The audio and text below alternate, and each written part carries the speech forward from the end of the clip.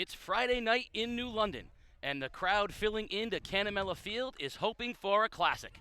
Killingly, undefeated, ninth in the state, defending Class M champions with 15 wins in a row, are the class of the ECC. New London, the standard of the conference for decades, is under its third head coach in 4 years. Johnny Burns is hoping his Whalers respond from last week's loss. Oh, and by the way, Jack is back. Iconic coach Jack Cochran takes the opposing sideline as a Killingly assistant, fresh off 3 state championships at three different schools, but now in the maroon of the Redmen. Will the Whalers feel the burns, or will the Redmen walk the hill? We're going to find out tonight on Game Day, live on theday.com, and I got with me, as always, the doctor of sports, Keith O'Brien. Sports doctor, are you ready to rumble? Friday Night Lights back, Casey. Listen, what a matchup tonight. The Killingly Redmen. Last time they lost a football game, you ask? How about December of 2016 against Hill House in a state semifinal? This team, this program, hasn't missed a beat since winning a state championship last year. 2-0 and feeling real good about themselves, Casey. And as for New London, like you said, some question marks. A new hire, and Johnny Burns, what's his background? Comes from the youth football program. Well, he showed he's man enough to take over the reins for the Whalers, looking to get things cooking with quarterback Owen George and Jacob Commander at the tailback spot. I'll tell you right now, sports doctor, I've never heard as many questions coming from the public as the idea of hiring a youth football coach to coach at high school. And I don't want to go crazy here, folks. We're not talking about California or Texas football. This isn't, one of the big Texas schools here. It's New London High School. The guy's coached youth football. Guess who he coached? The same kids that are down there right now. Yeah, I had a chance to speak with Johnny Burns about a month and a half ago. He came in studio with me and had an hour-long conversation with him. And I tell you what, if you need some fire, if you need some spunk, if you need some energy, and if you need some knowledge about football, well, Johnny Burns is your guy because he's got all the above. And listen, he's got a lot on his plate tonight. Chad Neal, I think, has solidified himself now as one of the class coaches, not only in the league, but in the state. So what Johnny's looking at is mirror imaging a program that he wants his to become. I think the two biggest storylines tonight, the players on the field don't care about. One is Johnny Burns, youth coach, and the other one is Jack Cochran on the opposing sideline. The adults do. The adults do, yes. So for the adults out there, listen to this. In 22 games as a player, 11 as an assistant, and 16 games as a head coach. That's almost 50 games. This is the first time he has coached an official game from the opposing sideline. He did say they scrimmaged when he was at Bloomfield. They scrimmaged New London one time. That's the closest he's come. Welcome home, Jack. And you see, getting Killingly ready to kick off. Casey going right to left. And to give you the voice of Game Day, my good friend, Mr. Casey O'Neill. Thank you very much. Killingly in the visiting white. Montpelier will kick off. He's got the big foot. We saw him last year. And here we go, set to kick. Check that. It's DeSonia, the quarterback, with the big foot. And it comes down at the 10 and straight up the field.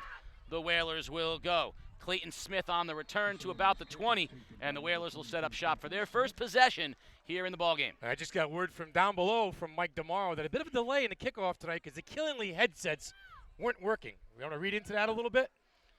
No. Okay, there you go then. Don't touch that. Casey, we're going to get our first look here at Owen George, junior quarterback. He's grown up a lot, spent the summer at Central Connecticut football camp. And talk about the kid that has all the tools, all the goods, 6'2", 200 pounds, can make all the throws back there for the Whalers. Commander's the lone set. Look for Sakai Burgess. He comes in motion on first down. Toss left, Commander. Runs right into the center of the line, but those legs keep churning. He's going to gain about 5 or 6 entirely on his effort. He was dragging Redmen with him, including the linebackers of Derek Turner, who's a big hitter, and he dragged Turner a good 3 yards. Yeah, big week in opening the season in week 1 for Commander. I believe 176 yards, a couple of touchdowns in their opener against Capital Prep. He will have to carry the load tonight for the Whalers. Whalers comfortable out of the eye. George, handoff off tackle Commander. Nothing there. He falls forward for maybe a yard. It's going to bring up 3rd and about 3, and Killingly doing a nice job. That front 7 of Killingly, a little better than I think people might realize. Yeah, 8 guys in the box that time for the Redmen, and they'll stack it. They'll challenge the quarterback to throw. But, you talk about the Redmen, their bread and butter And Chad Neal said this the other day. Our bread and butter of these teams are front seven. They will have to perform at a high level for us to be successful. Perhaps the key to the game tonight for New London, converting third downs. Killingly likes to put pressure on. Let's see what the Whalers do. Another handoff to Commander. He busts it outside. He's going to have a first down. Turns the corner. Cuts it upfield. Commander crosses the 50. Commander crosses the 40. Commander crosses the 30. Still on his feet. 20. And still on his feet. Banging off of people. Rumbling down inside the 10. Jacob Commander with the first big play of the ball game. Looks about 60 yards, Casey. A nice block on the outside by Killingly to keep Isaiah Harriet off the tackle. And Commander did the rest. And I call him the bowling ball. The bowling ball is knocking down pins on that run. 3 times Killingly defenders tried to knock him out of bounds. He put the shoulder down, stayed in bounds, and it'll be first and goal for the Whalers. Big play, which is one of the things that Killingly was concerned about. They know that Commander is dynamic. That was one of Chad Neal's first issues. Jareem Marcus is now the lone setback. In motion, Burgess. Toss left. Not much. Cuts it back inside, and we're going to get a flag. That's going to be a hold. And here's where New London, the biggest difference between their win in week 1 and their loss in week 2 was right here, down in the red zone, hurting themselves. Yeah, turnovers and penalties are killers on drives, and especially, first and goal from inside the 10-yard line. They struggled last week against a good Notre Dame and West Haven team. Casey, again, week 1, clean football, ran the ball well, come away with a victory. Week 2, again, hurting themselves, shooting themselves in the foot with penalties and turnovers. Yeah, that's going to make it first and 24. First and goal from the 24-yard line. That's a penalty you just can't have. But the good news is, first down, they get cracks at it because you're 4 downs now. You got 4 cracks at scoring a touchdown. 22-yard line. And again, the Redmen going to stack the box, Casey. Eight guys in the box for Killingly. Commander's back in at tailback. Burgess wide right. Handoff off tackle Commander. Breaks 1 tackle, can't break the second, and falls down right about the 20-yard line. Coming off the pile is Dylan Sanford for Killingly. Yeah, and you see, number 9 for Killingly out there, too, and Isaiah Harriet, probably the best-kept secret in the state, as I like to call him, on both ends of the football. He's going to be very active off that defensive end position. I asked Jack Cochran before the game, I said, who's the player to look at tonight? And he goes, 9 can be a stud. Yeah, so that's it. D1 looks. Yeah, 9 can be a stud. Yep. From the shotgun, we're going to see our first look at George from the shotgun. Fakes the handoff, straight drop, pressured, throws a screen in the flat to Commander, and it's going to fall incomplete. Well defensed that time. Never moving was Sanford, and a little pressure. Killingly likes to do that, and they weren't fooled. Yeah, disciplined football, staying at home, knowing your assignments, and right there, Sanford had that screen pass snuffed out. That play was going nowhere. A little surprised they haven't gotten the ball into Burgess's hands yet. He's the big play guy, big size. 6'3", 175 pounds as a wide receiver. A lot of teams he'd be a defensive end. Yeah, and they got some playmakers out there. They're young, they're new, but Coach Burns likes them. 4 wide receivers. Commander's in the backfield to the left of George from the shotgun. George pressured, rolls right, and tries to just throw it away into the area of Burgess. Incomplete. Pressure from Harriet that time, as well as for shooting up from the linebacker, Jonathan Rodriguez, and they put pressure on Owen George. Yeah, and the penalty there really hurt New London, put him in a tough down and distance. First and goal from the 22, Casey. And right now you look at it, 4th and goal from the 21. 7 plays on the drive so far. You said, I said, that Killingly was afraid about George being able to throw it around, and you said, well, they got to keep him upright, and that's right. So far, yeah. He has not had a lot of time to throw, and on 4th and goal from the 24-yard line, they're going to send the house. Straight drop, George has time this time, deep in the corner, looking for Burgess, and just overthrows him past the pylon. He had one-on-one coverage out there with DeSolnia, but overthrown, and the Whalers, after the big run from Commander, will turn it over on downs, and the dangerous Killingly offense will take over. Yeah, and here they come, and we all sat around all summer long and say, what's Killingly going to do? Because Spencer Lockwood has graduated. I think they graduated 5,000 yards from their backfield, between Cafferty and Lockwood, but have no fear. The cupboard is not bare at Killingly. DeSolnia under center. Hands off straight up the middle, big hole, and a first down, it looks like, right on the first handoff of the game to Tyler Canoyer, and that's going to move the chains or put it at second and inches. We'll see what they do. First down, now a flag on the Killingly sideline. I think. Was that Jack over there chirping or Chad Neal? No, that's Chad Neal Chad chirping. Neal chirping on the spot? Sideline warning, I think. Sideline warning, maybe just for being out of bounds where he's not supposed to be, but it'll be. A little energy over there in the sidelines, you think? You Between think? Jack and Chad? First and 10, they move the chains. Ball's marked at the 31-yard line. Nice hole right up the middle of that time on first down. This Killingly offense, very, very dangerous, and DeSonia can throw it. Yeah, 4 new starters on the offensive line for Coach Neal this year. Handoff, off tackle again in the field, breaking it open, heading down the sideline at the 40, crosses the 30, cuts it back up inside, and Kanoya's down at the 20-yard line. Tyler Kanoya on back-to-back runs has got Killingly in business. Yeah, 48-yard run that time by Kanoya. Bounced it off to the left side, saw some daylight. He's got 2 carries right now for 59 yards. Listen, if it ain't broke, don't fix it. And this is the same type of Killingly offense that we saw last year. Now Power football, Casey, I'm sorry, off the left-hand side. Going to go from the I. Harriet now in the backfield in that tailback position. He gets the handoff, and he's hit behind the line and dropped for a loss. Big hit by New London in the backfield, and they drop him for a loss of perhaps 2. Well, that's what you talk about, that front 4 for the Whalers. You know, trying to get a little bit of penetration, try and blow up those plays in the backfield before their runners can start rolling downhill. Listen, Isaiah Harriet in his first game of the season, 3 carries for over 100 yards. How's that for an average? Good start. 2nd and 11 from just outside the 20. DeSonia gonna throw, lofts it into the corner, has a man, and the wind got a hold of it and drifted out of bounds. He was looking for Montpelier, and out of bounds it goes, incomplete, 3rd down. So the red zone seems to be kryptonite for both teams here in the early going. Yeah, Montpelier had a step. It was just a bad throw by the senior quarterback. It kind of got away from him a little bit. It was a wobbly duck up there. Yeah, there is some wind blowing around tonight, some breeze, and God, I think we see the breeze. You can tell? Well, it's going that way. Yeah. Because George overthrew his, Yep. and the one going the other way was into the wind and ducked out a little bit.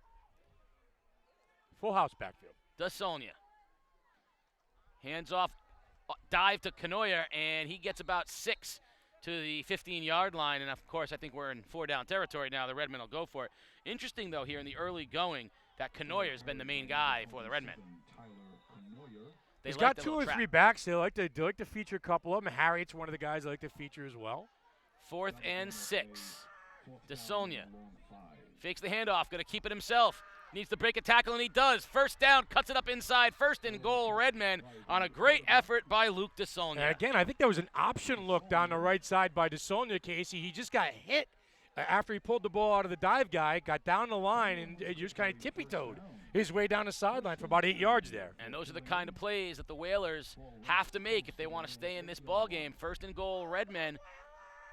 And DeSonia now just gets him right up to the line. Harriet in the backfield.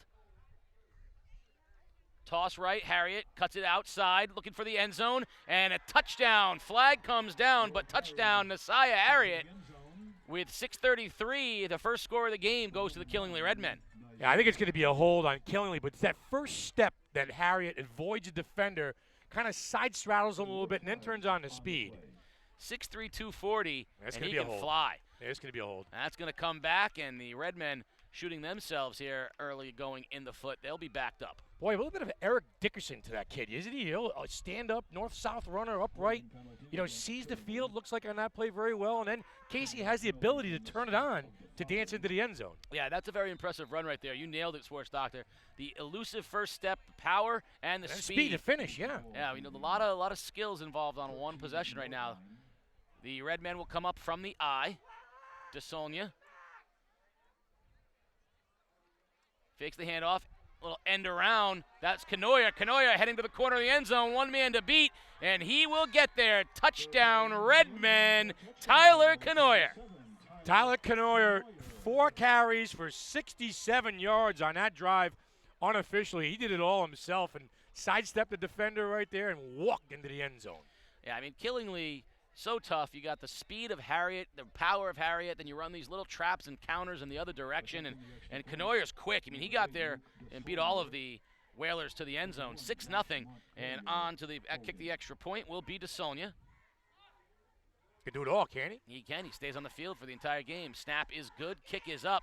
Low line drive, and it is good. And the Redmen tack on the extra point, and they lead 7-0. Yeah, I like the drive by the Redmen. We saw 2 big runs by each of these programs, getting down in their first drives, Casey. New London couldn't cash in. The penalty hurt them. Well, for Killingly, the penalty didn't hurt them, and they got 6 points. And again, this is what they do, and they do it very well. We've been watching this now for the last 3 or 4 years. It's not complicated, No. but it is effective because also it's a system now. This is a program, not a team. These kids all know what they're doing. You said they replaced 4 offensive linemen, but they don't skip a beat. Well, I mean, and the offensive linemen that are playing now this year, you may call it garbage time last year, but Coach Neal will call it, invaluable Learning time time. on the field. Yeah. Yeah, Ben Morin, John Rodriguez, Justin Miato, Matthew Phelan, and Jacob Tarek. That's a formidable offensive line here, and they showed lots of big holes for the Redmen here in the first drive. I like the play call on the touchdown run, too, because they were just pounding the middle, and then get New London just gearing up to hit the hole and him a little misdirection on the outside. Good play call. DeSonia will kick off from the 40-yard line. Redmen again in the visiting white with a 7-0 lead here in the first quarter. You're watching Game Day live on theday.com. Casey O'Neill and the sports Dr. Keith O'Brien. Friday Night Football. High spiraling kick. And it goes off the hands of Josiah Williams. Picks it up at the 5. Heads straight up the middle. Bangs off a couple tackles. And falls down at the 12-yard line. So Williams with a little butterfingers there, but luckily got it back. That could have been disaster. Yeah, that's trouble. That's trouble down there. Oh, rumbling, bumbling, stumbling, fumbling. We'll see what the Whalers come up with here. That's what I felt like with Commander's run in the. Wanted to echo the old John Madden, but important for them. And Chris Berman, rather. Yeah. I wanted to echo John Madden with the. He was just bouncing off people. Nice night for football here tonight, isn't it? Yeah, Falls in the air. A little windy. Chill. A little windy outside. George will set up shop. He'll be under center here on first down. Single back in the backfield. Counter. Off tackle. And nothing there. Jalen Callender. Not much going that time. The sophomore running back, a little hesitant. He loses 5. A little more discipline right now for the Redmen, especially up front on the defensive end. That big 60-yard run by Commander woke him up a little bit. And again, when you talk about, what has made this Killingly team successful, it's sound football. It's tackling. It's coming off of blocks. It's holding your lanes. Knowing your assignments. It's disciplined football, I guess, to put it in a nutshell.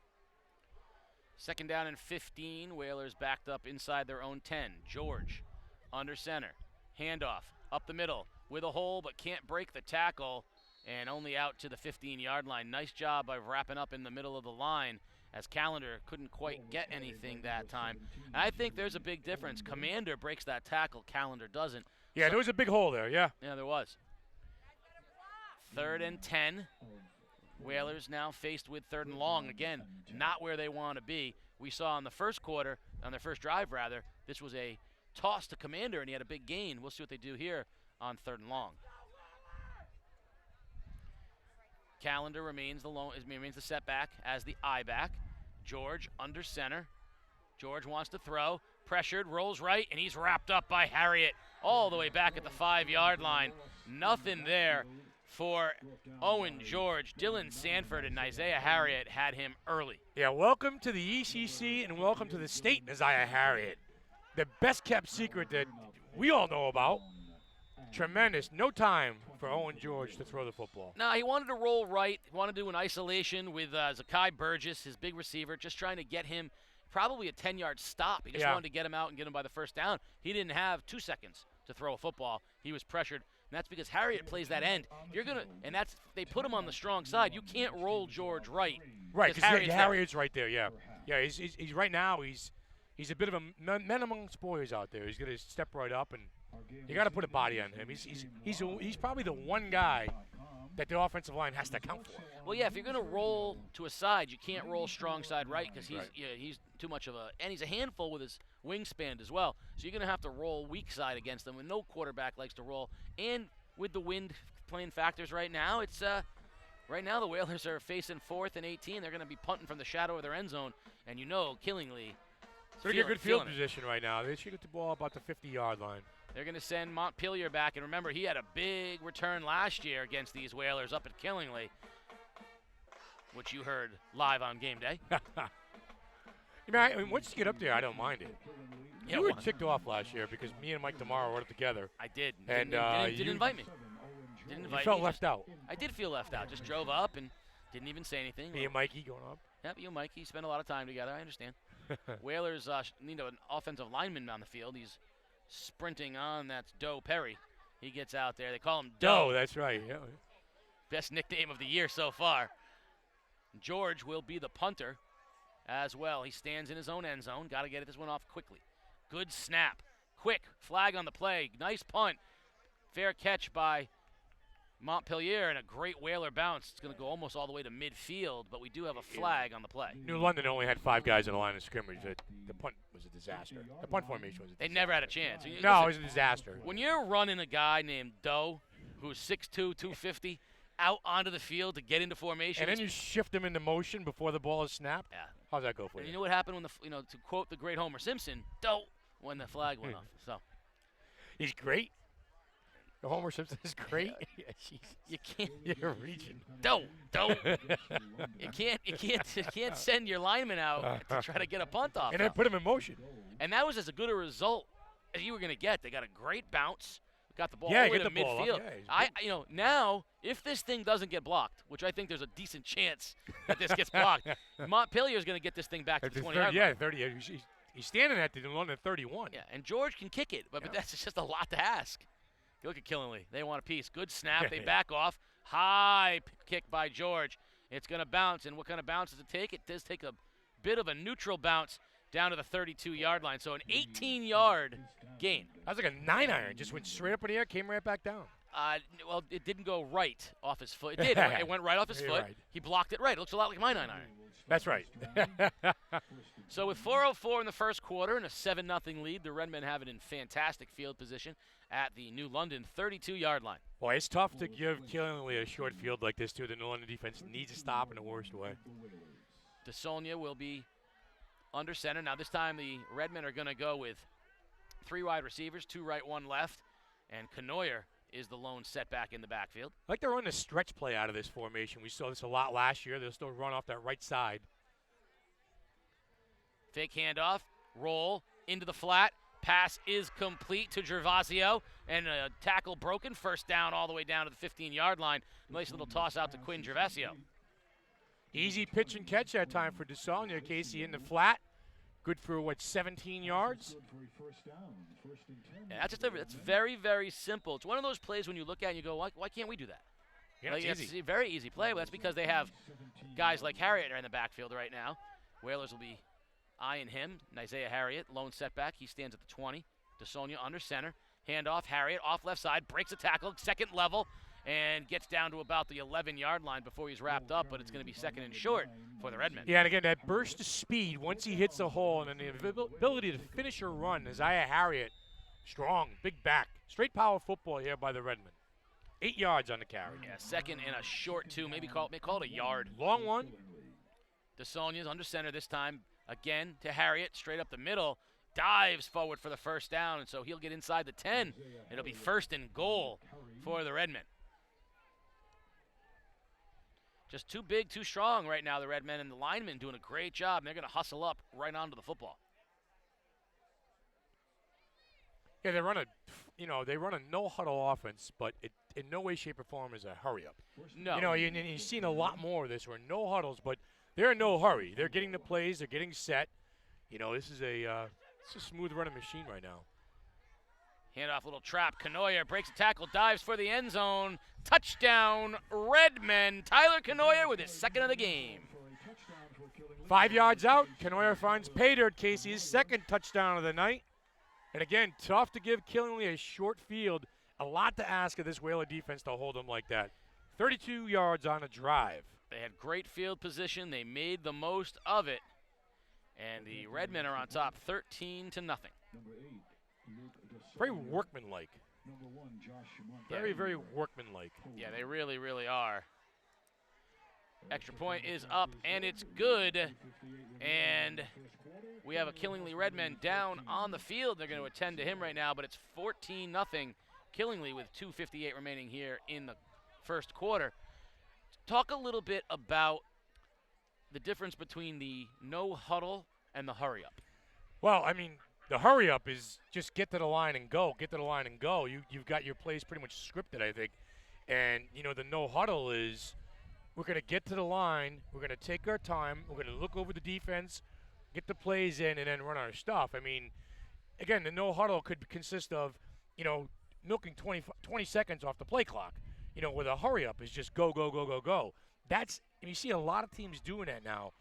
But again, no huddle does not mean a hurry up offense. No, the design of the no huddle is to not allow the defense to substitute. Pre-snap. Yeah, read it. They're going to go up to the line, take their time, and if the defense tries to get their players on the field, you snap the football and they can't do it. So it effectively keeps the defense off the field, but at the same time, it allows you to dictate the tempo so you get the tired legs on defense. But as opposed, like you said, to the hurry up where you're trying to get the play off as quickly as possible, that's usually used to burn out a defense quickly. The no huddle is used to control the tempo. Yeah, a lot of teams do that. Especially with these teams running the read option and stuff like that, there's very, very few huddles right now in high school football. I got news for you. There's no huddles in youth football. No, everybody's running. Yep. 83 yards unofficially for Kanoya, 2 touchdowns. Unofficially.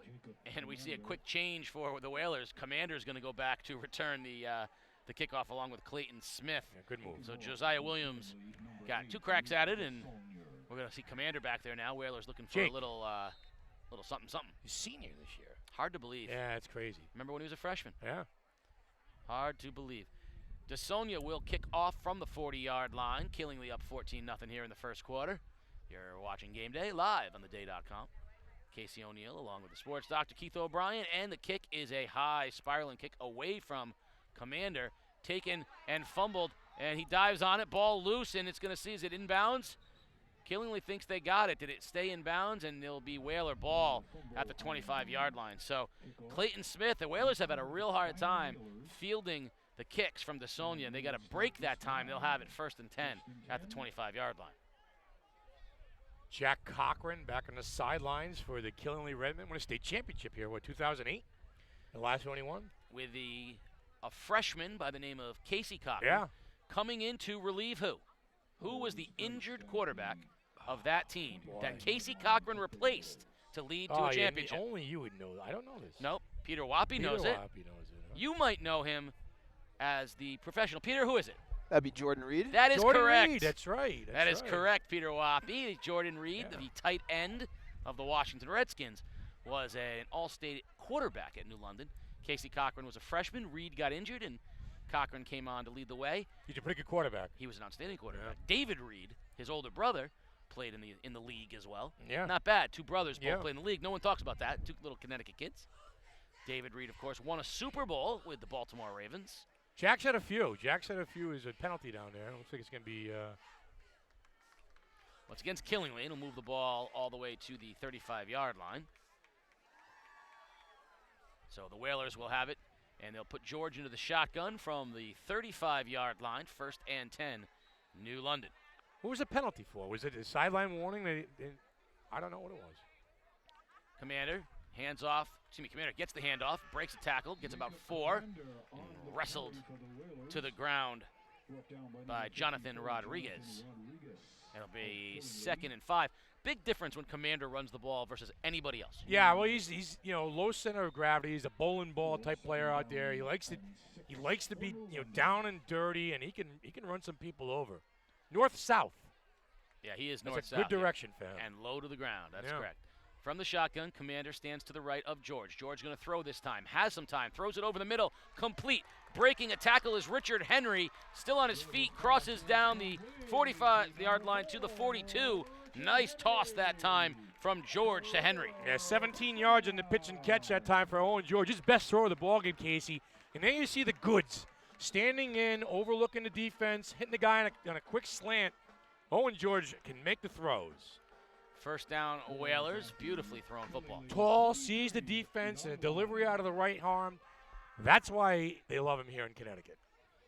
Little toss to Commander, trying to get the edge. Bounces off of one tackle and dragged down, but a really nice job by Canoyer on the outside to bring him down. The only way you can tackle Commander is from the knees down. You can't go off the hips because he bounces off you. That was a nice job by Canoyer, holding him to no gain.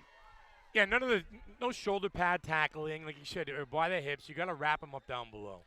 You know, Owen George is 6'3", and he's throwing to two. Oh, he's a big kid. But he's throwing to a 6'3" and a 6'1" wide receiver. They got big skill guys down there. Very green. Young green. They're going to have to grow into these roles this year. Gio Lopez is gone. You keep saying that. George going to throw. Pass tipped. Still complete.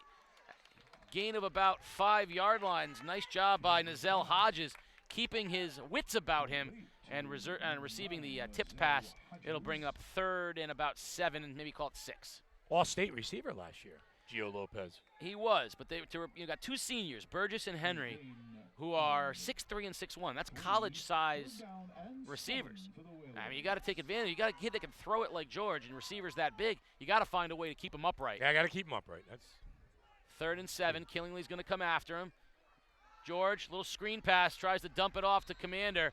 Killingly is not fooled by these screen passes, and that's going to be 4th down. We'll see what the Whalers do. No, and one of the things that the book on beating an aggressive defense is with screens and draws. And, again, we go back to the discipline of the Redmen. Nobody was fooled. That was snuffed out from the get-go. That's true if you're sending 7. They're getting pressure with the front 4, and the linebackers are just staying home, so you're dropping a screen right into the linebackers. 4-down territory, no doubt. 4th and 6, long 6. Commander stands to the right of George. Got to find a way to keep the quarterback upright so that he can throw it. He drops, he's pressured, he throws, and he completes it on the outside to Francisco Pratts. 1st down, Whalers crossing the 30-yard line. Yeah, nice job that time by George, hanging in there, staring down the pressure and making the out pattern throw. Now, there is an advantage with his size. Even when pressured, he can throw over the top of the pressure because the guys that Killingly's pressuring are a good 6-7 inches shorter than Owen George. Outside of Harriet, I think he's the biggest kid on the field. You might be right. He's a big kid. He sees the defense. He hangs in there, and he's got the arm. He does. Shotgun again. Commander stands to his left. George. Hands off to Commander. Commander straight up the middle. Breaks a tackle. Commander in the 2nd level. Still on his feet. Rumbles. Commander dragging bodies with him. Commander refuses to go down. Jacob Commander is the man. Touchdown, Whalers. 30 yards on the run by Jacob Commander, and the last 15 of them were all number 30.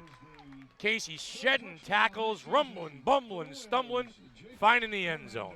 Boy, I like him. He's a tough kid, huh? You cannot tackle him from the knees up. You have got to get him down, and the Redmen that time could not do it. What a run by Jacob Commander. There's a quick draw that time called by Coach Johnny Burns, and Commander popped the hole, and once he got into that 2nd level, he did all the work. Great run. Good effort run. Again, you talked about one of the runs earlier that New London had where, I forget who carried the ball. Calendar got tripped up at the line. Yeah. He said, that's Commander. Yeah, he breaks through that. Yeah. He's got a gain. Yeah, I mean, the line's done a nice job. They haven't always, but Commander will not only run through the holes, he'll break some of those tackles. You can't give it to him 45 times. But I'm going to go on record right now and say, if you're a college football coach out there, someone's got to have Jacob Commander playing for them next year. I don't care. I don't care if it's Division III NESCAC school where he can play. Listen, they can play. Division III is good. He can play. And he can play somewhere. NESCAC, NUMAC, that's good football. Get him on the field because that kid can play. Whalers on the board here in the 1st quarter. Extra point attempt from New London. And we get a whistle. And we're going to get delay a game. Delay a game against New London. That'll back them up a little bit, make the extra point a little bit longer. I'm getting good at this. Penalties. Yeah. I'm getting good. Delay a game. Well, pre-snap. Let me ask you a question. Pre-snap, how many things could it have been? Couldn't have been a clip. Too many men. So, too many men on the field to delay a game. Too many men on the field. Exactly. I'm not trying to 12 men on the field. Yeah, I'm not trying to minimize what you do, sports doctor, but the choices are limited. I love you. The choices are limited. Now we're gonna see something because it's backed up to the 15-yard line. So now it's like a 25-yard field goal. Yeah. Snap good, hold good. Kick is up. It is long enough, and it is good. drilled through the uprights. The Whaler kicker nails it. That's Edwin Rivera, only a sophomore, and the Whalers back within a touchdown, 14-7, still here in the first quarter. Yeah, we get a ball game. That was a good answer there by the Whalers. Jacob Commander over 100 yards rushing already in the first quarter, Casey. We talked about it in week 1 against Capital Prep. 175 yards, couple touchdowns. Well, he's well on his way to those numbers tonight. I talked, I didn't talk, but I watched. I looked at the social media outcry over this game. A lot of the Whalers and people from around the state chirping about what tonight would be. And, a lot of people said that the Whalers would score 3 touchdowns tonight, maybe 4 touchdowns tonight. Yeah. But the question would be, could they stop Killingly from scoring ever? Well, they haven't yet, but it's still in the first quarter. Whalers, when they've had reasonable field position, have moved the ball both times. Big runs by Commander, big pass plays by George. Yeah. The Redmen have had it twice and have had no problems, but they've also had the beneficiary of a short field. Yeah. So, right now I think both teams have to feel pretty good, but the Whalers need to stop, and the Redmen just want to keep going on, chucking like they've been doing. George was 3 out of 4 on that drive. 17, 5, and 10-yard completions. 3 out of 4 on the drive for Owen George. Looked good back there at quarterback spot. Little low-line drive kick by Rivera, bounces up into the hands of Cooper Morissette, and Morissette's going to get it out past the 40-yard line. So good field position again for the Redmen as they are at the 41-yard line, and the Whalers will send out a defense that has yet to stop them. Caminella Field on a Friday night, huh? Say that again? Caminella? Nope. No, there's no M's there in the beginning. It's a Canamella. Canamella Field. It's a Canamella, not a Canamella. not a Caminella. Canamella. There you go. That's well, what I said. you put Canamella Field. You flipped the M in the end. You said Canamella. Canamella. It's very good. If you had a Mella and you put it in a can, you'd have a Canamella. There you go. Your car's a melon. No, not my car. Fantastic car. 14 seconds here in the first quarter, 14-7 Killingly, and we've got a timeout on the field so we can have more riveting wordplay from the sports doctor. Well, my question to you, too, is, the NESCAC and the NUMAC. Yep. Good leagues. Very good leagues. Springfield's in the NUMAC. Springfield is a top 25 team in Division III football. Running Very football good. very well. There's some good football players. You go watch Trinity Williams or Amherst Wesleyan. That's good football. Good football. Middlebury, Hamilton.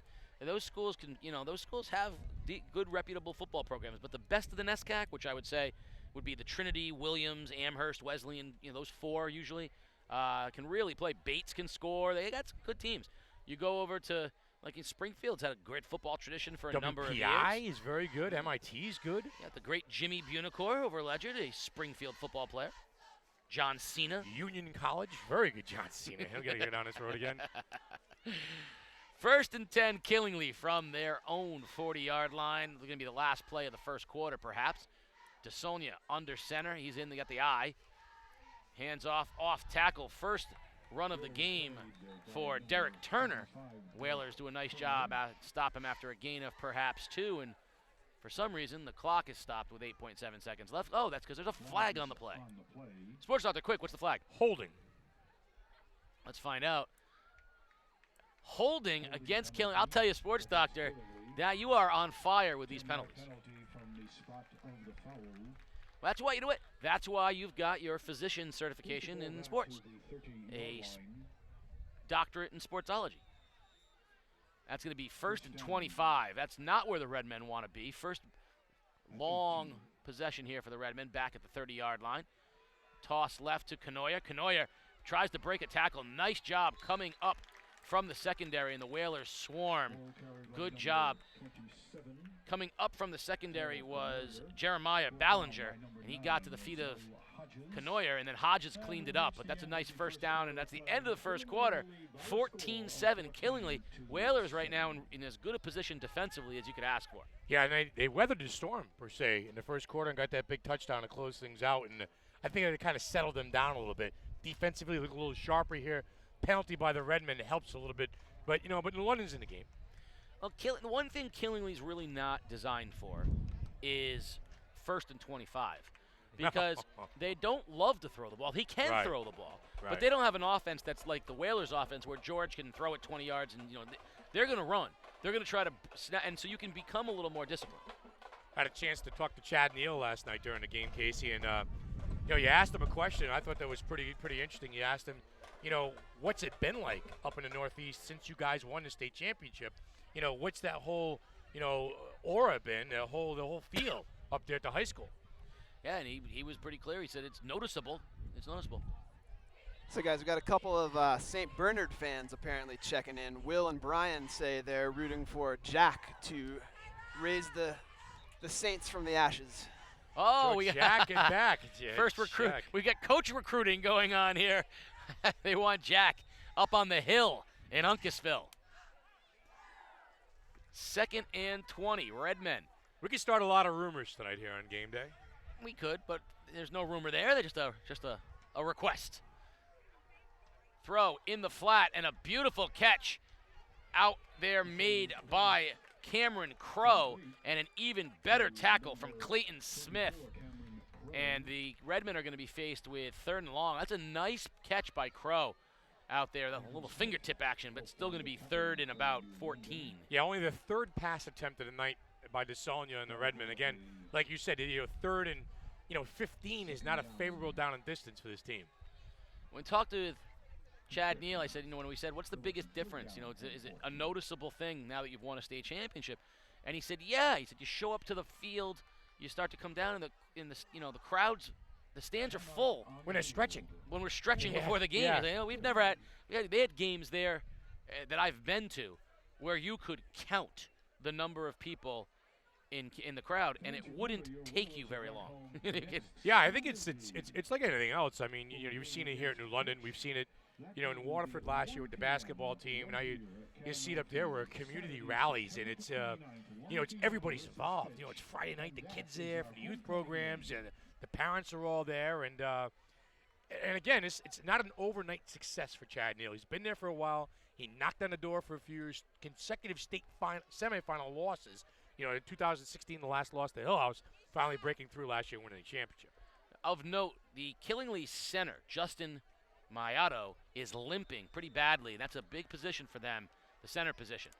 DeSonia from the shotgun. 3rd and long. He's going to throw. Drops. Flag on the play. We're going to get a procedure penalty against Killingly. It's going to back it up a little bit more. Speaking of Killingly, all you Redmen faithful out there, I'm a little surprised there's not a huge turnout here. I know Killingly is a bit of a drive up the 395, but it's a long route. So we're going to assume that there's tons of Killingly Redmen fans watching us right now on Game Day, live here on theday.com, because you are all watching your Redmen with a 14-7 lead over the Whalers. So for all you Redmen fans out there watching, of course, you can comment on social media. You can go to Game Day Connecticut Sports on Facebook or on YouTube and send us a hello and let us know you're watching from up there in the sticks. It's a long ride, man.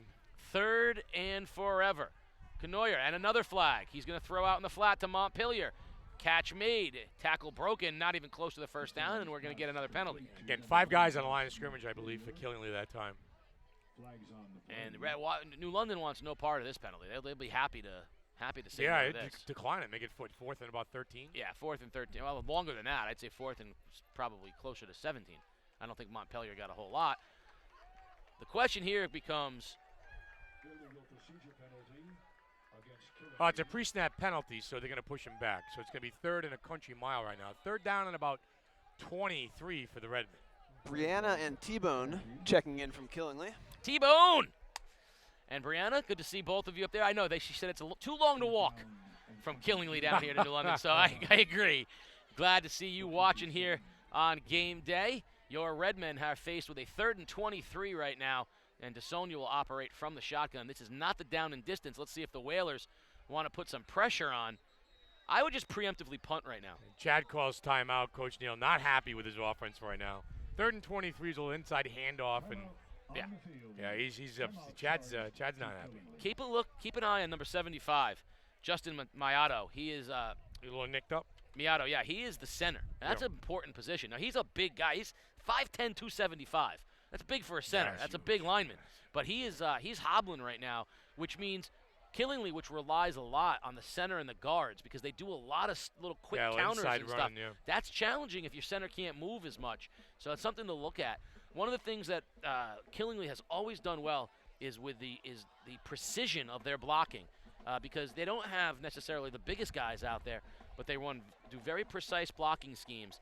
And they got some big guys, they but move people. They move people. He's zone blocking a lot like Fitch does that's too. right. I mean, you got some big guys. I mean, don't get me wrong. Jacob Tarek, 6'2", 270, and Mayato is 275. And we should feel bad for Chad Neal. He lost 4 out of 5 starters. I should now those guys coming back.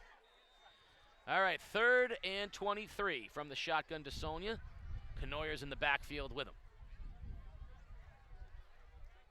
A little delayed handoff to Canoyer. Canoyer wrapped up, breaks a tackle, and pursued backside. The Whalers bring him down as he crossed the 30-yard line. In on the tackle for New London was the middle linebacker, number 56.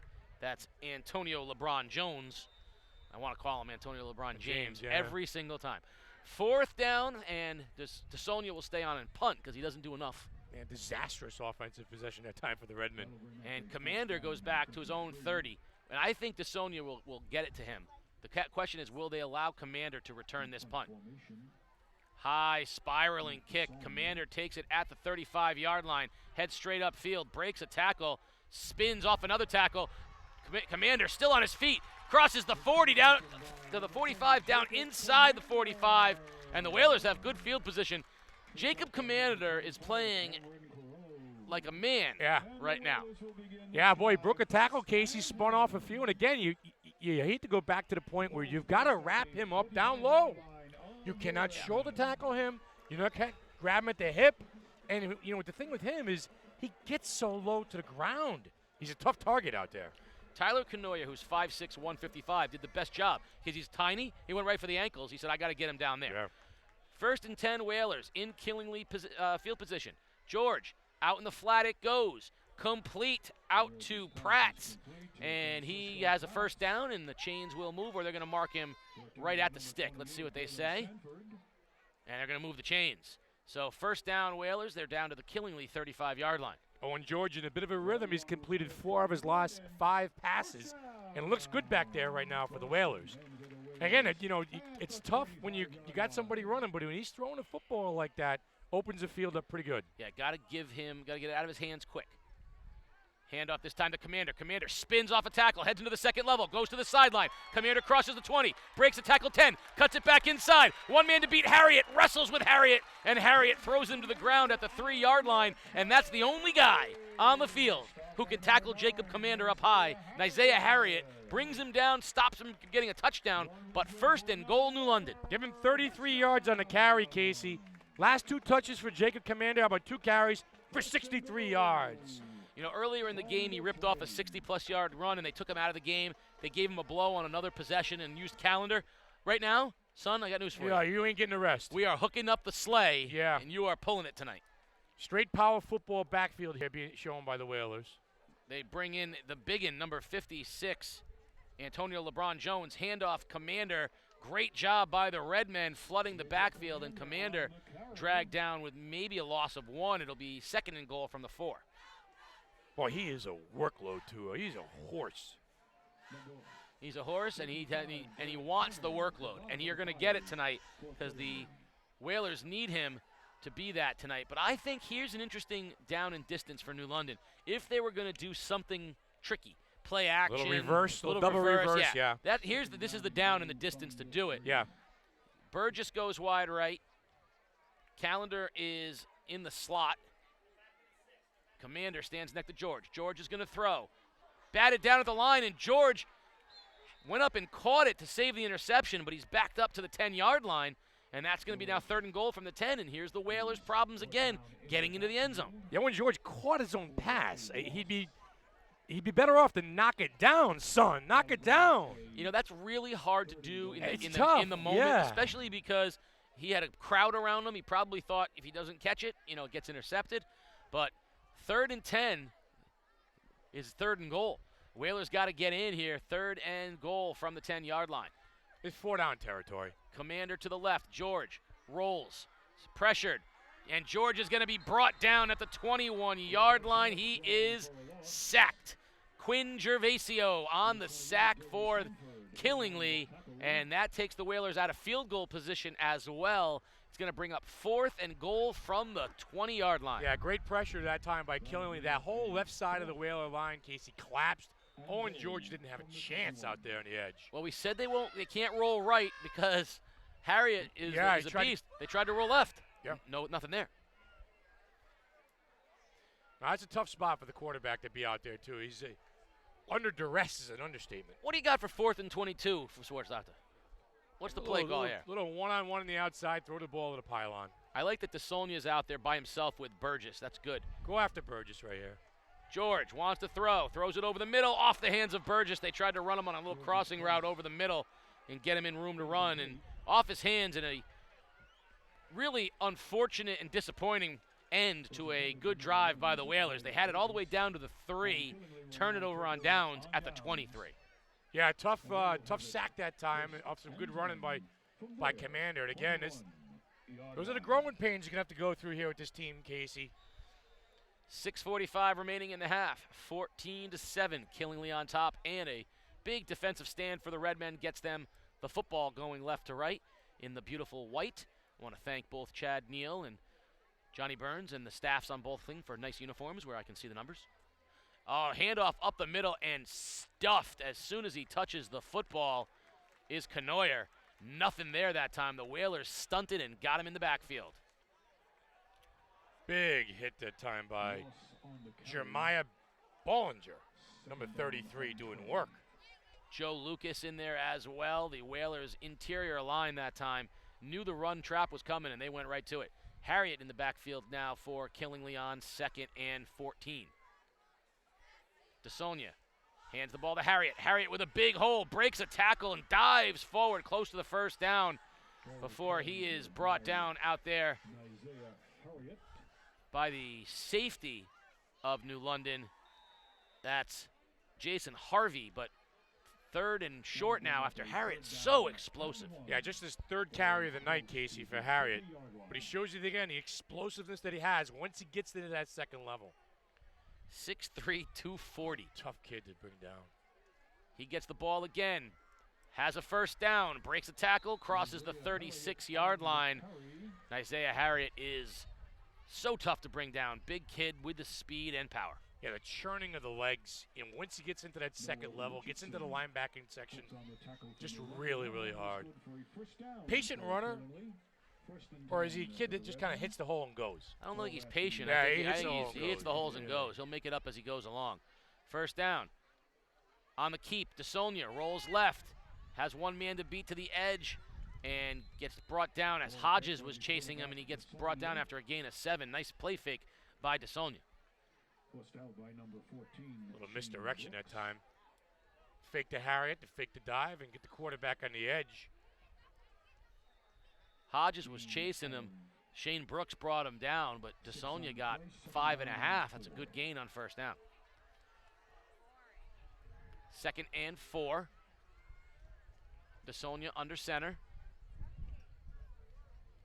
This time he gives it to Harriet. Harriet bounces off a tackle, gets into the second level. Harriet still on his feet. First down to the 42-yard line. Big run by Isaiah Harriet. He was popped in the backfield and shook it off like a bug. Yeah, angry run. 17 yards that time by Harriet, his biggest run of the night. Now, Clayton Smith shot the gap and popped him, and Harriet shrugged him off like a moth. 1st and 10, Redmen, 4.5 minutes, 14-7, they lead. Very deliberate, this offense. Very methodical. Canoya's the lone set. Toss left to Canoya. Tries to bounce it outside and does. Cuts the edge. First down the sideline and shoved out of bounds by Smith. But he got inside the 20-yard line. It'll be another first down for the Redmen. Yeah, nice job by Canoya, Casey. Getting to the edge. Almost broke it loose that time. Almost took it to the house. 17 yards on the pickup. Over 100 yards unofficially. 1st and 10. Canoya remains in the backfield. DeSonia, toss right this time. Canoya cuts it back inside. Better pursuit that time by the Whaler D, and he'll be stopped after a gain of 3. That big offensive line, we'll see if they can continue to wear down that Whaler front, Casey. You mentioned some of the 270, 275. That's a lot of pounding up front to take. Only a gain of 2, 2nd and 8. Redmen in the same formation. DeSonia fakes the toss, now keeps it himself. Nice job on the edge. He breaks a tackle. cuts it back up inside, and it'll be 3rd and short. Nice dive by DeSonia. The Whalers weren't fooled. They had 3 guys out there, and DeSonia did the best he could. Got a gain of 4. 3rd down and 5. Could be 2 down territory right here for the Redmen. 3.5 minutes remaining here in the half. They'll go for it if they don't get it. They bring Harriet back into the ballgame, and I'd be shocked to see. Now, the play they're missing as well, they're missing the big tight end, Gauthier from last year. Because right now, they'd be play action. He'd go down the middle, and Jake Gauthier would be a seam pattern. Big target, that's right. Harriet, though, is in the eye.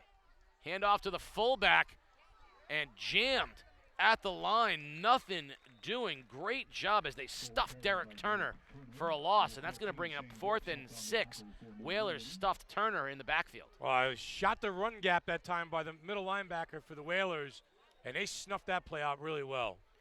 Stacked the line of scrimmage, Casey. That's what the Whalers did right there. And Dylan Zawolensky that time in the backfield, but a big hit. You see the linebackers just creeping up to the line right now for New London. Harriet goes in motion. Oh, and thrown right, hit right as he wanted to throw the ball. Jeremiah Bollinger pops DeSonia. The pass goes incomplete, and the Whaler defense has held. And they were cheating. New London was cheating that entire drive there, especially down close inside the 30-yard line, bringing 2 or 3 linebackers and just shooting them right through the middle. Bollinger found a way to get to DeSonia that time. You're going to see a play-action pass very soon in the second half. You're going to see a play-action pass, and you're going to see either Montpelier going down the middle of the field, or they're going to send a tight end up the seam because the Whalers are starting to sell out. Yeah, you said exactly right. George will operate out of the shotgun. 1st down Whalers with 2.5 minutes remaining here in the first half. They're at their own 20-yard line. George wants to throw. Pressured. And he is sacked back at the 15-yard line. Nothing doing for Owen George. Dylan Sanford on the corner blitz gets to him. You know, where George has had his pressure, you see, is on the quick slants and some of the shorter patterns. Okay, these deep pass patterns, he just hasn't had the time.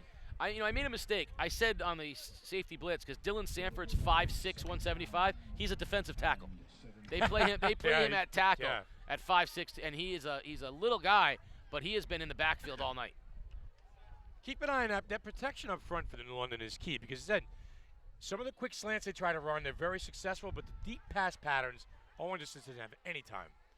Handoff straight up the middle. Commander churning his legs, and finally cleaned up by number 74 of the Redmen. That's Connor LaDuke. Killingley will call timeout. I believe it's their last timeout of the half. 1:37 remaining. 9th carry of the first half for Jacob Commander. He's been the workhorse thus far for the Whalers. So, guys, we got Colin checking in all the way from Japan. Really? Colin from Japan. Well, domo arigato, Colin, for watching. Thank you also to the great rock band Styx for teaching me domo arigato. Mr. Roboto. No, domo arigato to I'm saying it to her. He's watching all the way from Japan. Thank you very much. We have an international audience on game day. Seth and Tammy watching from Killingly, and someone rooting for Wyndham. Yeah, Wyndham is playing at East Lyme tonight. We can get a score on that. That's a good, interesting game. And the Wyndham kid is a beast and a half, so it'll be fun to see how he does against East Lyme. I'll get an update here. I'll get a score on that.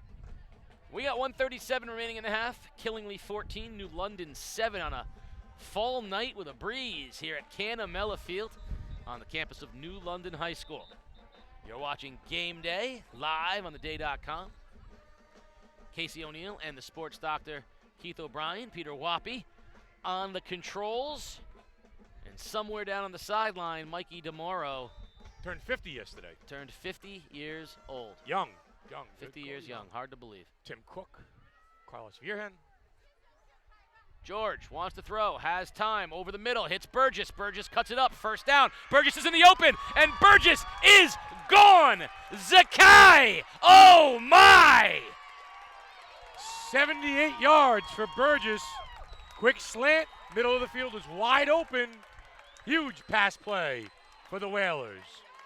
Those quick hitters, Casey, that's where George is successful. The downfield pass patterns, your offensive line can't get in the time.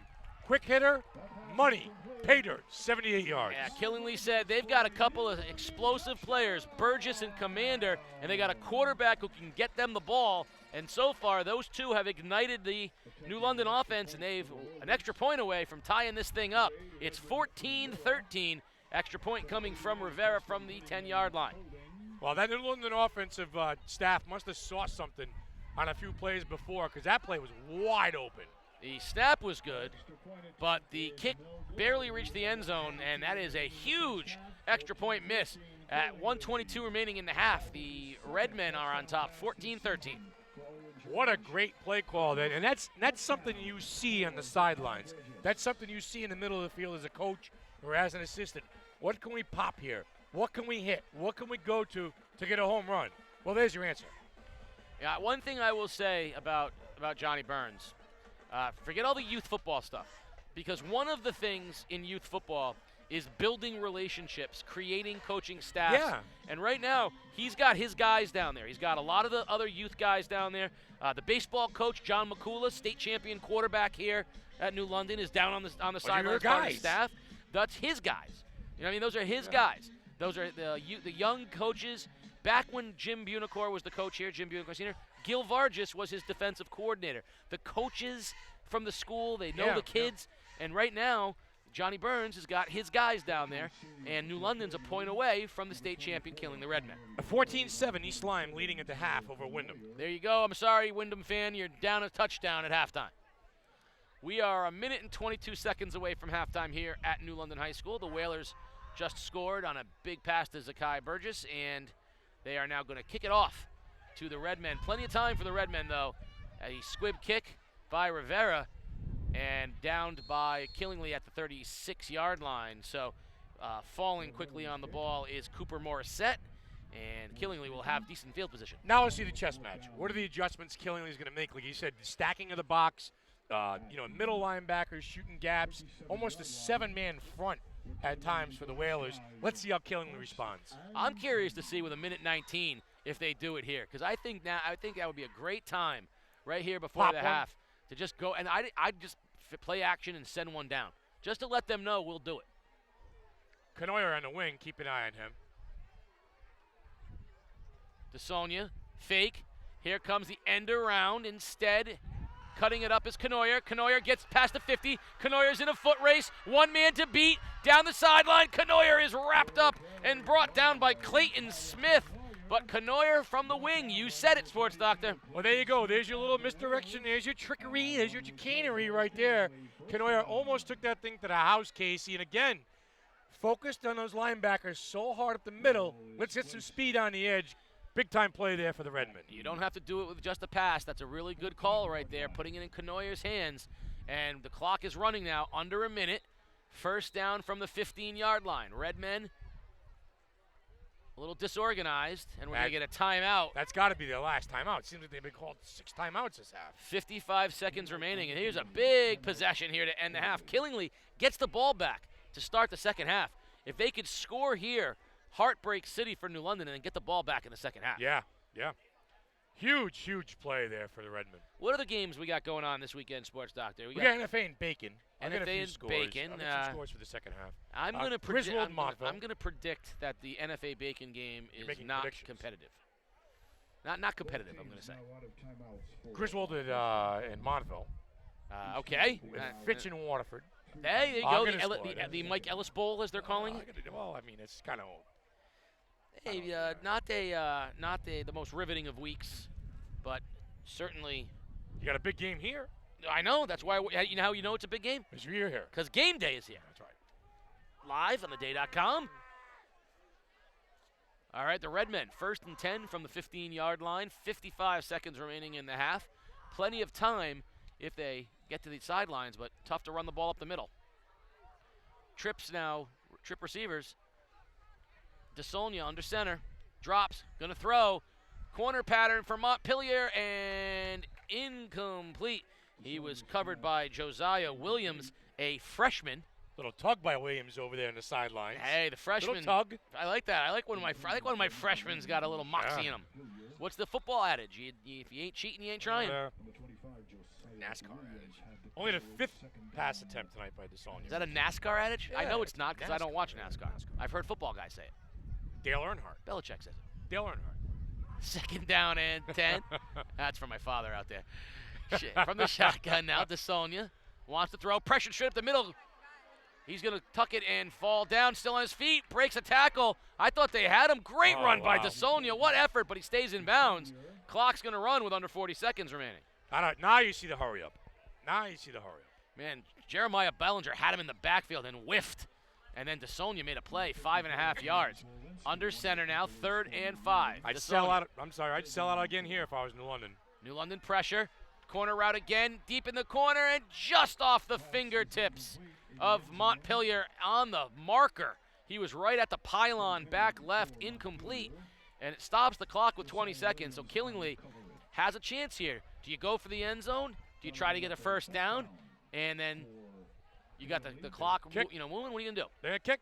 They're going to try the field goal. Yeah, they like the boot. They like the leg on the kicker. On Luke the DeSaulnier's got one. This is going to be marked from, if they in fact go through with it, because you got all kinds of. All right, the T's going to go down at the 16-yard line. 26 yards. 26-yard field goal.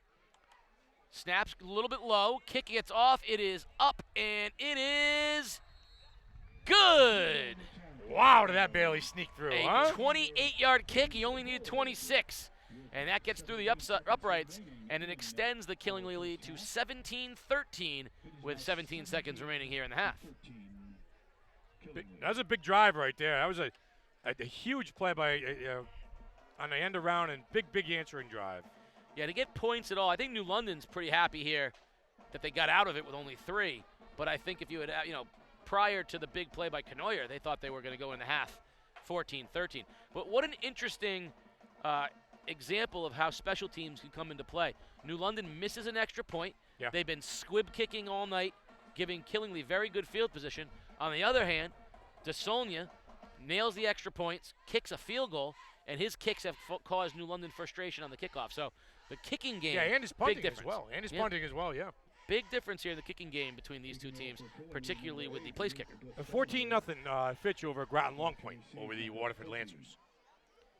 Over at Groton Long Point. Yeah. Yes, I thought you said over Groton No, Long at Point. Groton Long Point, over the Waterford Lancers. Over 14-0. All right. Ball comes off the tee. So DeSaulnier will pop it back on. 17 seconds remaining here in the first half. Very competitive high school football game. Good game, Casey. Yeah. Good game. Not what you expected, Sports Doc. No. The Whalers have certainly stood their ground against the Redmen. 14-13 has become 17-13 on the heels of a 24-yard field goal by DeSaulnier, 26-yard field goal. Low line drive kick comes down at the 20-yard line, and heading toward the sideline is Owen George is going to come out on the field, and we're going to see if he wants to heave it up with 12 seconds remaining. No, I would take a knee.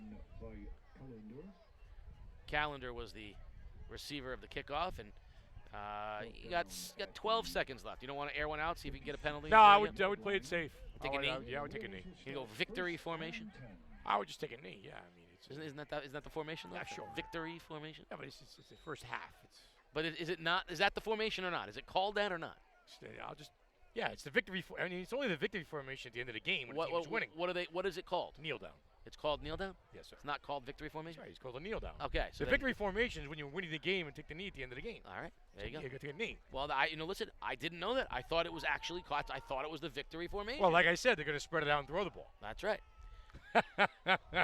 12 seconds left. George from the shotgun has it. Pressured. Steps up. Avoids the pressure. Heads toward the sideline and will go out of bounds at the 36-yard line. Boy, I tell you, that could have been a disastrous strip sack there for the Redmen. That's why I like to take a knee right there.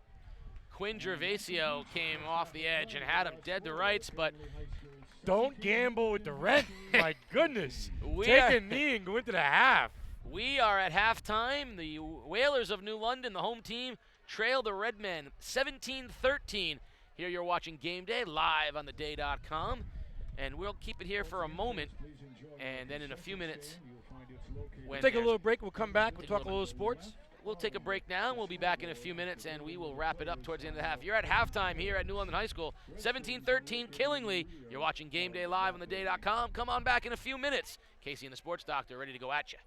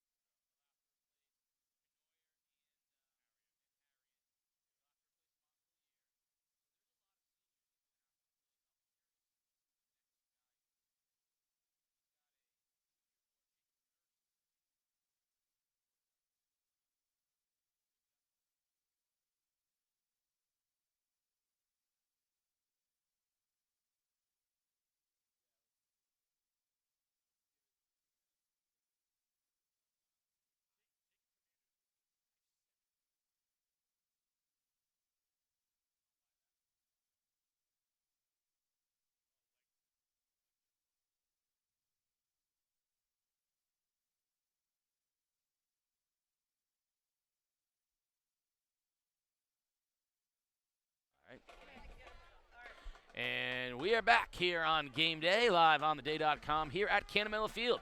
Casey O'Neill along with the sports Dr. Keith O'Brien. 17-13, the undefeated 9th-ranked Killingly Redmen on top of the game and upstart New London High School Whalers. And sports doctor, we saw some offense from some very, very good running backs there in the first half. Yeah, Casey, unofficially for Jacob Commander, 136 yards on the ground, a couple of big runs, 3 runs over 30 yards, breaking a lot of tackles, a lot of second effort runs by Commander. And Kanoya for the Redmen, unofficially 146 yards and 2 touchdowns.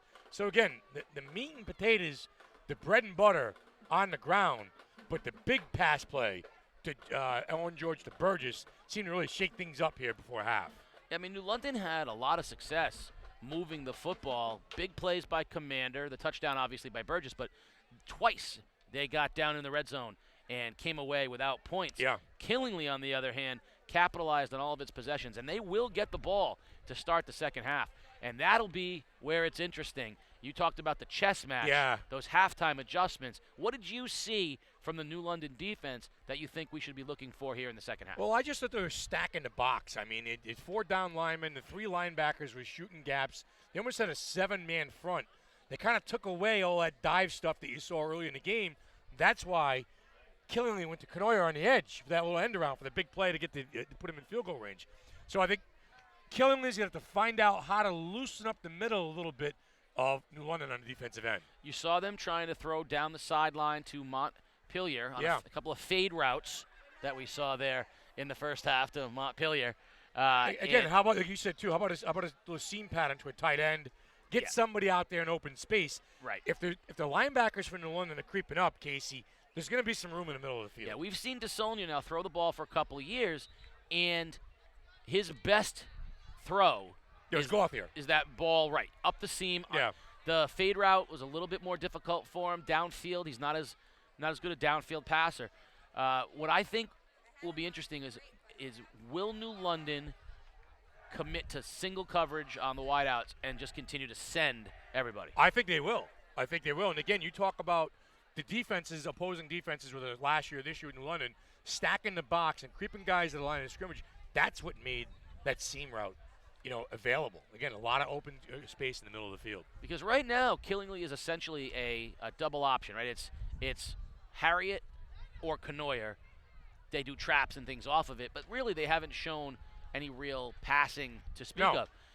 If they add that seam route, when they did that last year, I think we had one game where Gauthier caught 3 passes for 3 touchdowns. Against New London, I think it was up at their place. So every pass he caught was a touchdown. Yeah, I mean, and that's what they're going to have to do. I think New London is committed to stuffing the box and telling the quarterback, okay, beat us. And here comes the other part of the ball game that we talked about a little bit, the kicking game specifically, the New London kicking game. And although he does a fine job, young sophomore Edwin Rivera, he is not a distance kicker. No. And we have had Killingly with very good field position, as well as a missed extra point by the Whalers. But we're ready to start half number 2 here at Canamela Field. 17-13 Killingly, and they're about to get the football as Rivera tees it up from the 40-yard line. A good game here. I'm curious to see how this game ends up, Casey, but it's a bit of a barn burner here on our first football game of the season. Oh, Rivera surprises everybody, puts it over the head down to the 10-yard line where Kanoya picks it up. Heads straight back up the field, breaks a tackle at the 30, and he is down at the 31-yard line. So Rivera showed something we hadn't seen in the first half, maybe when he had the wind at his back. He banged it, and a nice job by Kanoya getting it up to the 30-yard line. Early in the ball game, too, you saw Killingly work, on 2 or 3 different occasions with a short field. And, this is where you're going to have to make them work a little bit. 69 yards, they have to go for a touchdown. My favorite possessions are the ones coming out of the half, because we see who adjusted to what, and did you adjust to my adjustment, and people making moves. I love the adjusters. I love seeing these first couple possessions. DeSonia under center. Toss right to Harriet. Harriet breaks a tackle, and he's tripped up out on the edge by Josiah Williams. Otherwise, he was gone. 5-yard gain on first down. Call it 6. Toss sweep on the edge. We did not see that in the first half from the Redmen. Again, you talk about the adjustments. Jack Cochran's made an adjustment or 2 over there. He's got an eye in the game. 2nd and 4. Well, I don't know how much. We'll see. Jack does wide receivers and cornerbacks. So there's we'll a little see. bit of everything. We'll find out. Yeah, we'll see. Harriet is the I back. Man motion. Handoff off left tackle. Harriet has a first down.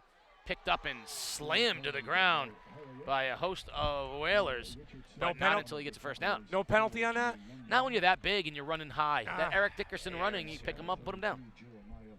It is still football, last time I checked. I know they're trying desperately to make it safe, and I don't think there was anything unsafe about that play. So, I mean, I'm a fan of making it safer, but I don't think there was anything untoward there. That is a great analogy, though, the Eric Dickerson style. I mean, just reminds me so much of him. Yeah, upright. Pony Express. Yeah, he's upright. No, where's Craig James? That's Canoyer. Canoyer's Craig James. Yeah. DeSonia. Toss right, Harriet. Harriet trying to get to the edge. Nice job on the edge by the Whalers, but they can't contain him, and he'll get the corner, and he'll get a gain of perhaps, see where they mark him out of bounds, as many as 7 yards. And they'll say 6. Yeah, that time the running was patient by Harriet. He kind of strung it out, and then he had to turn it upfield. So that was a good run. Well, you see what Killingly's doing. They're not going. They're going wide. They're going wide. Yeah. They're trying to stretch the field this way, and watch now the counter. They want Canoyer to have some room, and the only way to do that is to stretch. So New London's shooting the gaps at the linebackers, like you said. Yeah. They're going to stretch it with Harriet. Yeah, doing something different. That's the adjustment. Handoff, Harriet, up the middle, and brought down by the middle linebacking core of New London, coming off of the pile, Shane Brooks. And that's going to bring up 3rd and short, 3rd and about 2.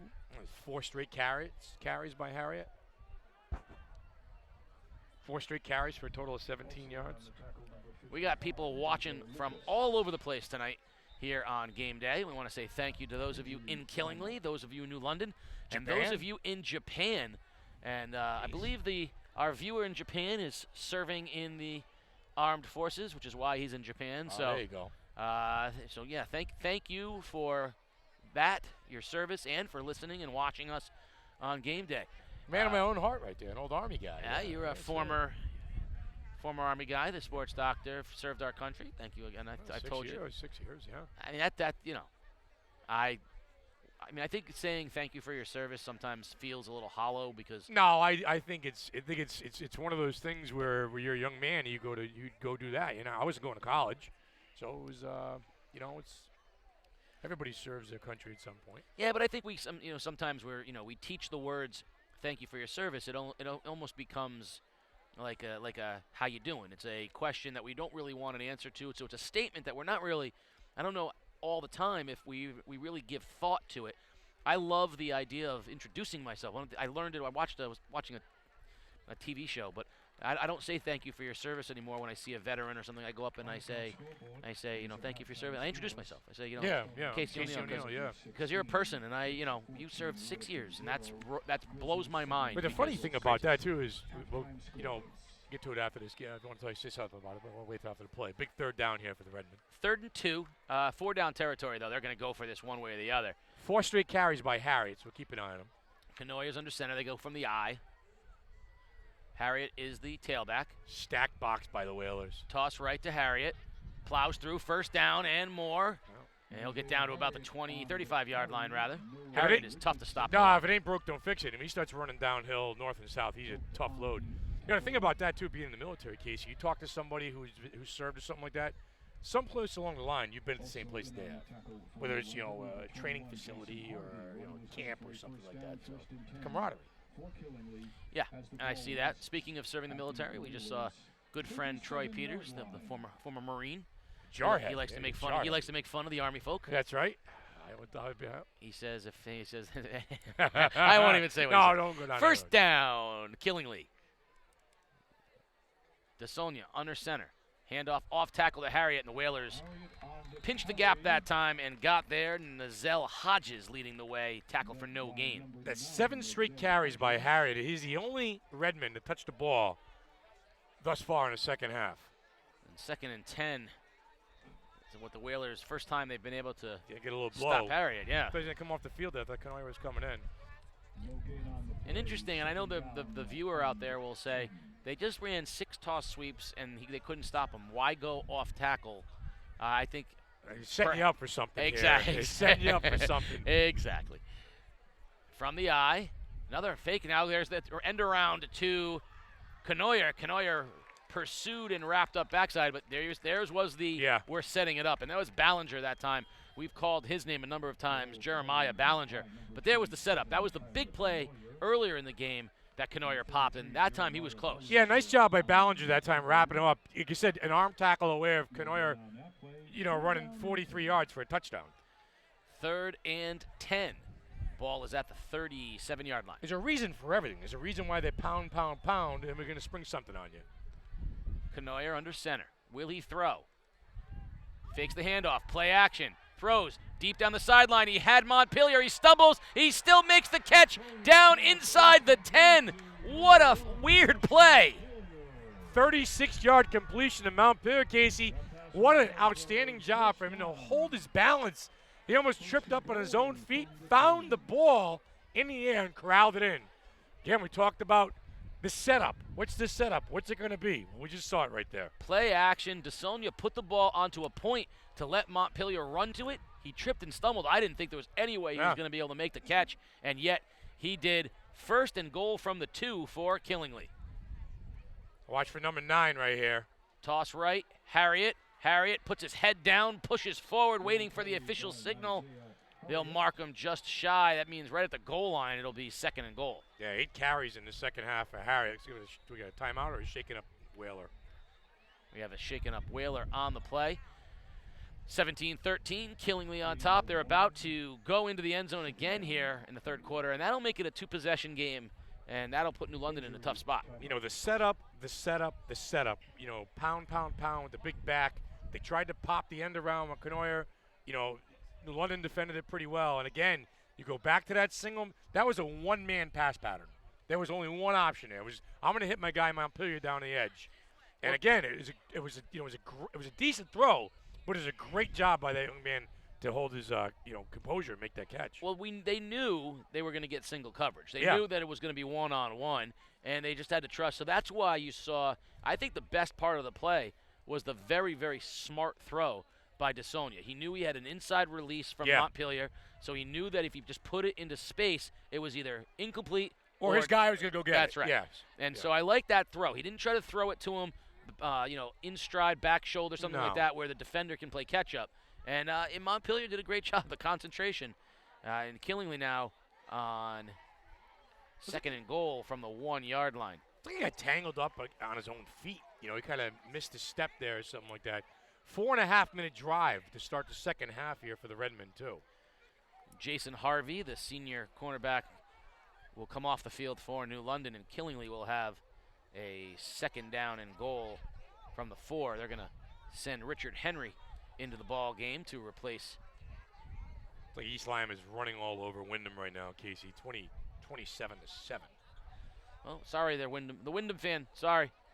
East Lyme with a big game next week at NFA. Yeah, it looks like a better game. East Lyme needed that after a couple of real tough. Overtime loss to Pomperog. Puts his head down. Does DeSonia, waiting for the official players signal. Are calling for touchdown. Yeah, but the officials haven't signaled it yet. There it is. Touchdown.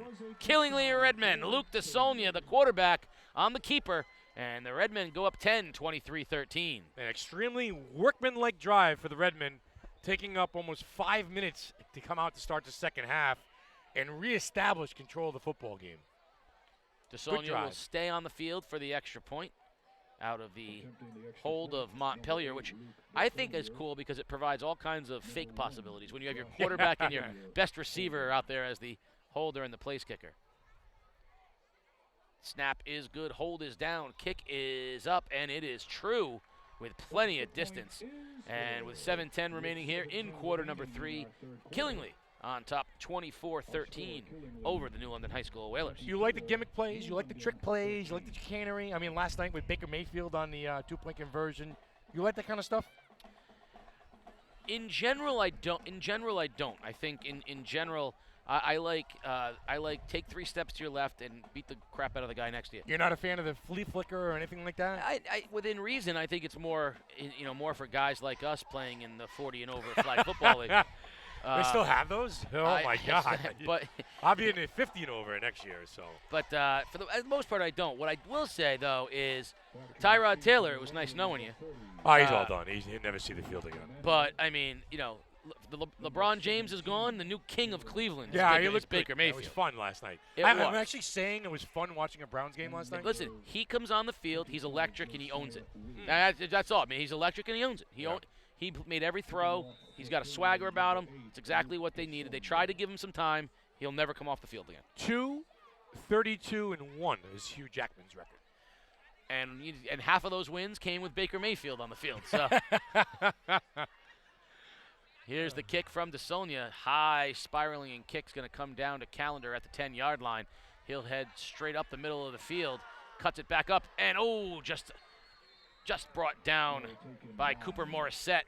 The sophomore from Killingly was a arm tackle away from breaking it. Well, you see the lane there open up for him. It was right there, and a great tackle there with special teams by the Redmen. Now let's see what the kind of adjustments that the Whalers have made. Obviously, Commander ran the ball, 136 yards rushing in the first half, 3 carries over 30 yards, 30-yard carry, 33-yard carry, 60-yard carry. I think it's what adjustments has Killingly made because New London's moving the ball. So it's going to be how did we stop? New London comes out with 3 wide receivers. Commander is in the backfield. Commander gets the handoff, and nothing there that time. Really nice job. A fired-up Derek Turner with the tackle that time. And I think if anything, I think there was a challenge at halftime. I think Chad Neal said, guys, you got to tackle. Yeah. There's no assignments that we're blowing. You guys got to tackle. I think that's challenge time. Gut check time. That's my guess. My guess was he said at halftime, we've got to tackle. We've got to tackle 30. 2nd and 11 on the 25-yard line. George from the shotgun wants to throw, has time. Out in the flat, it goes to Callender. Nice catch. Callender breaks a tackle, and he'll be wrestled down just shy of the first down. But nice catch out there by Jalen Callender, another sophomore. Now, there's a sophomore you'll be seeing a lot of in the next couple of years here in New London. Still a lot of youth, like you mentioned. One of them, Jalen Callender. They're playmakers. They like them. They like what they have. We talked to Johnny Burns last night. He said, listen, we got some guys out here. We got some guys. We got some dudes. That's a new thing right now. We got some dudes who can make some plays. You just got to coach them up a little bit. Now, dude's going to have to make a play here on 3rd down. 3rd and 3. George gives the Commander. Commander has a seam. Commander breaks it off tackle, spins, stays on his feet. Commander like a little water bug dancing around. Commander crosses midfield into Killingly territory. Jacob Commander, little juke move got him into the secondary, and then the power crosses midfield. Oh, boy, he broke that tackle at the line of scrimmage, Casey. And again, I keep referring to it as a bowling ball. He just kept knocking people over. And very, very tough to bring down. But he's pretty nimble on his feet for 191 pounds. So he's part power back, part scat back. He can do a little bit of it all, and he's got the Whalers in Killingly territory, 1st and 10. George from the shotgun, going to throw. Quick toss to Burgess. Burgess breaks a tackle. Burgess crosses the 40, and Zakai Burgess shows the hands, the speed, the athleticism on that play. Boy, and you like the rhythm that they're trying to put the quarterback into, too. Just 2-step drop, 3-step drop, and release. Quick, get the ball out of your hands, negate the rush by the front 4 for the Redmen. George can play quarterback. He's pretty good. He can throw it. Pretty good. He can throw it, and you're going to watch him throw it again and again and again here in the second half, and you'll watch him throw it again next year because he is only a junior, and, boy, he's going to play somewhere. George throws again, has time, tries to zip it, and does, but off the hands of his receiver, looking for Burgess again. And, I just got a text, and it's a great sentiment. There is one little difference this year. No Tommy Major down on the sideline for New London High School. The great Tommy Major, one of the all-time great personalities on the sideline for New London High School. No more trains are coming. He's going to be missed. I see him at the gym every once in a while, too. It's not Norwich County. It's not Groton County. It's New London County. Gotta love Tommy Major. Handoff, Commander off left tackle, trying to bounce it outside. Nice job of pursuit and team tackling, but he has the first down, and it'll move the chains. Gutsy call there, and a first down for Commander. Yeah, move the sticks. Jacob Commander now. Well over 150 yards rushing in the ball game. Owen George, Casey, is connected on 7 out of his last 9 passes. How's that for a rhythm? How's that for getting something moving a little bit. Oh, he can throw it. We saw that last year when he was showing us his arm, and he both of those, he and Shane McManaway, they had such great touch and great arms on the ball, and he can fling it. They just got to give him times, and they're doing that now. Gonna throw, has time, over the middle, hits Burgess, but it's tipped and intercepted by Morissette. Intercepted by Cooper Morissette off the tip. Burgess had it in his hands at the 20, and a big turnover for the Redmen defense. Yeah, Burgess wants that one back again. There's that little slant across back into the middle of the field, off the numbers, off the hash mark. A great throw that time by Owen George. And Burgess is like, I want that one back, coach. It hit him right in the hands. Can't do anything about that, and Morissette was there. The sophomore, 5'7", 120 pounds, but he picked it off. Handoff, Harriet breaks a tackle, heads to the sidelines, shows speed down the sideline. Harriet, one man to beat, and he's knocked to the ground at the 40-yard line by Clayton Smith. Isaiah Harriet had some room and broke off a big gain. A little 37-yard run by Thunder and Lightning right there. Isaiah Harriet working the edge that time, getting off the middle, gets himself to the edge, Casey, and he saw the speed. Big turnover on defense, and then the offense puts it right into gear. Pressure, pressure, pressure from the Killingly Redmen. And they're very close to breaking open what was a very close game. DeSonia sends Turner in motion. Handoff to Canoyer, and he's tripped up in the backfield, falls forward for a gain of 1, but Bollinger that time got him in the backfield. Bollinger's playing a nice game out there. He's very active at that middle linebacker position. Again, selling out on some of the run gaps and defensive end and linebacking spot. He's very good side to side as well. 2nd and 9 with 3:20 remaining here in the third quarter. And Killingly, if they can punch another one in and they're moving the ball pretty well, will have really extended this thing. We talked about it being close at halftime. It's getting out of hand here pretty quickly. Killingly with momentum. Toss right to Canoyer, and he's buried in the backfield for a loss. Coming up and making the hit, Josiah Williams, the freshman, stuck him. It's a nice tackle for a freshman. Yeah, it's a big hit. It's wrap him up. Wrap him up and send it in. Freshman, I like when my freshman comes up and runs support. Boom. 3rd and 10. Will Killingly put the ball in the air again, or is big number 9 going to see it? I think he had a breather after the long run. He's back on the field, Isaiah Harriet. A little confusion down there in the field, personnel-wise. They don't throw it very often. DeSonia under center. Fakes the handoff, throws out in the flat. It goes complete. First down, it looks like, to Canoyer. Looks like they got to the sticks. Let's see where they mark it. Just short, looks like, maybe. Little play action and roll right. Leo Bauza over there on the mark. And that was I think that was to Cameron Crow. It wasn't to Canoyer. It was to Cameron Crow. And it's going to be 4th and a yard. Harriet time, I believe. I'll be shocked if they don't give it to Harriet right here. DeSonia barking. Toss right to Harriet. No, untouched for the first down. And Moore crosses the 25-yard line. Boy, they're just getting Harriet to the edge, Casey, and he's outrunning the New London defense right now. New London is selling out. You look at the middle of the defensive line right now. All their linebackers are creeping up. They're trying to pop the middle. And Killingly says, okay, we're going to run the ball to the outside. Looks like we have an injured Whaler on the far sideline and a timeout on the field. Time of possession huge here in the third quarter for the Redmen as well. Boston and California checking in as well. Wow, West Coast. All right, thank you very much. What else to do at 5:20 in the afternoon, but check out Game Day. California. It's 5 o'clock somewhere. It's 5 o'clock in California. 5:20 to be exact. Country western song. 5 o'clock somewhere. It is this time of year where I wish I lived in California because winter is coming. I'm not a big fan of that. That was Nick Fleetwood, banged up on the sideline. He'll be coming off the field for New London. Fleetwood, who's he's been around a long time. Also too. a senior. Feels like he's been here around for 12 17 years. Yeah, he's just, man. That's because he was playing as a freshman. Does it all. I mean, he plays a little basketball, plays a little football. He's one of those kids that's going to get everything out of the high school sports experience. I like those kind of kids.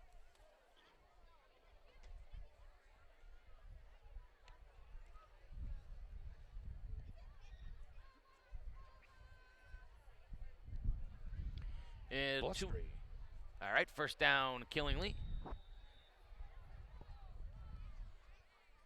Big package now.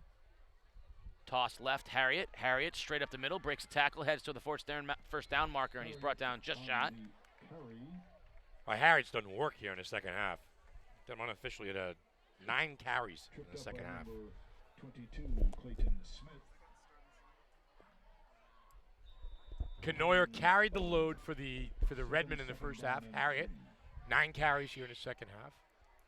Chipping and chipping and chipping. We got word that the center, Justin Mayato, is out of the game for Killingly. We mentioned that before, so new center into the ball game. Hasn't stopped them much as Harriet wrapped up on second down after a short gain.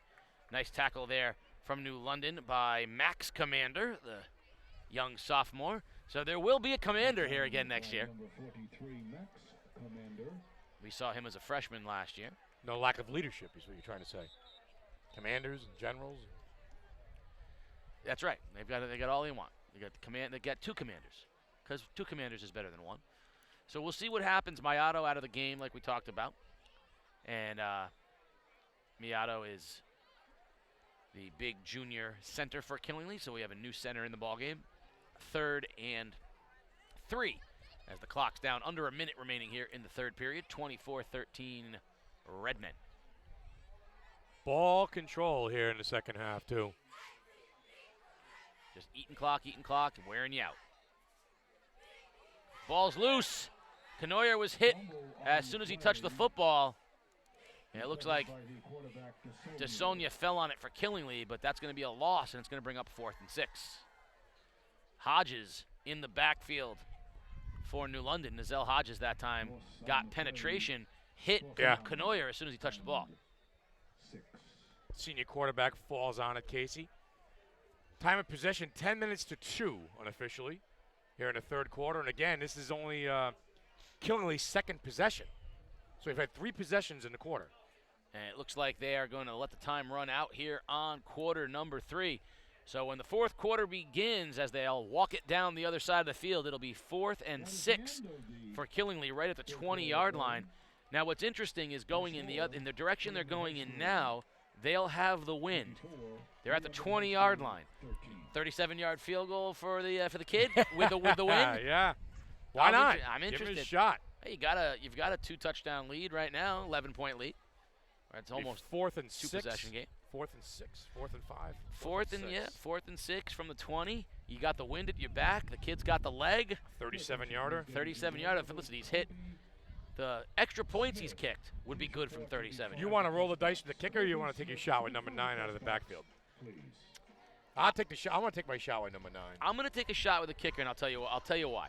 And this is silly. I have no real proof behind this, but I think if you miss a field goal, the momentum doesn't shift as much as if you make a stop on 4th down. That makes sense. New London stops them on 4th down.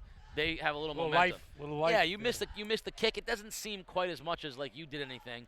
And I think field position-wise, so if you don't make the kick, they're at the 20-yard line. You know, it seems like Killingly dominated that third quarter. There was only 3 possessions, and obviously we're still in one of them. Yeah. And it was 7 points scored. It just seemed like, it seemed like they dominated and really controlled that quarter, and really not a lot happened. Well, they went down the field and scored.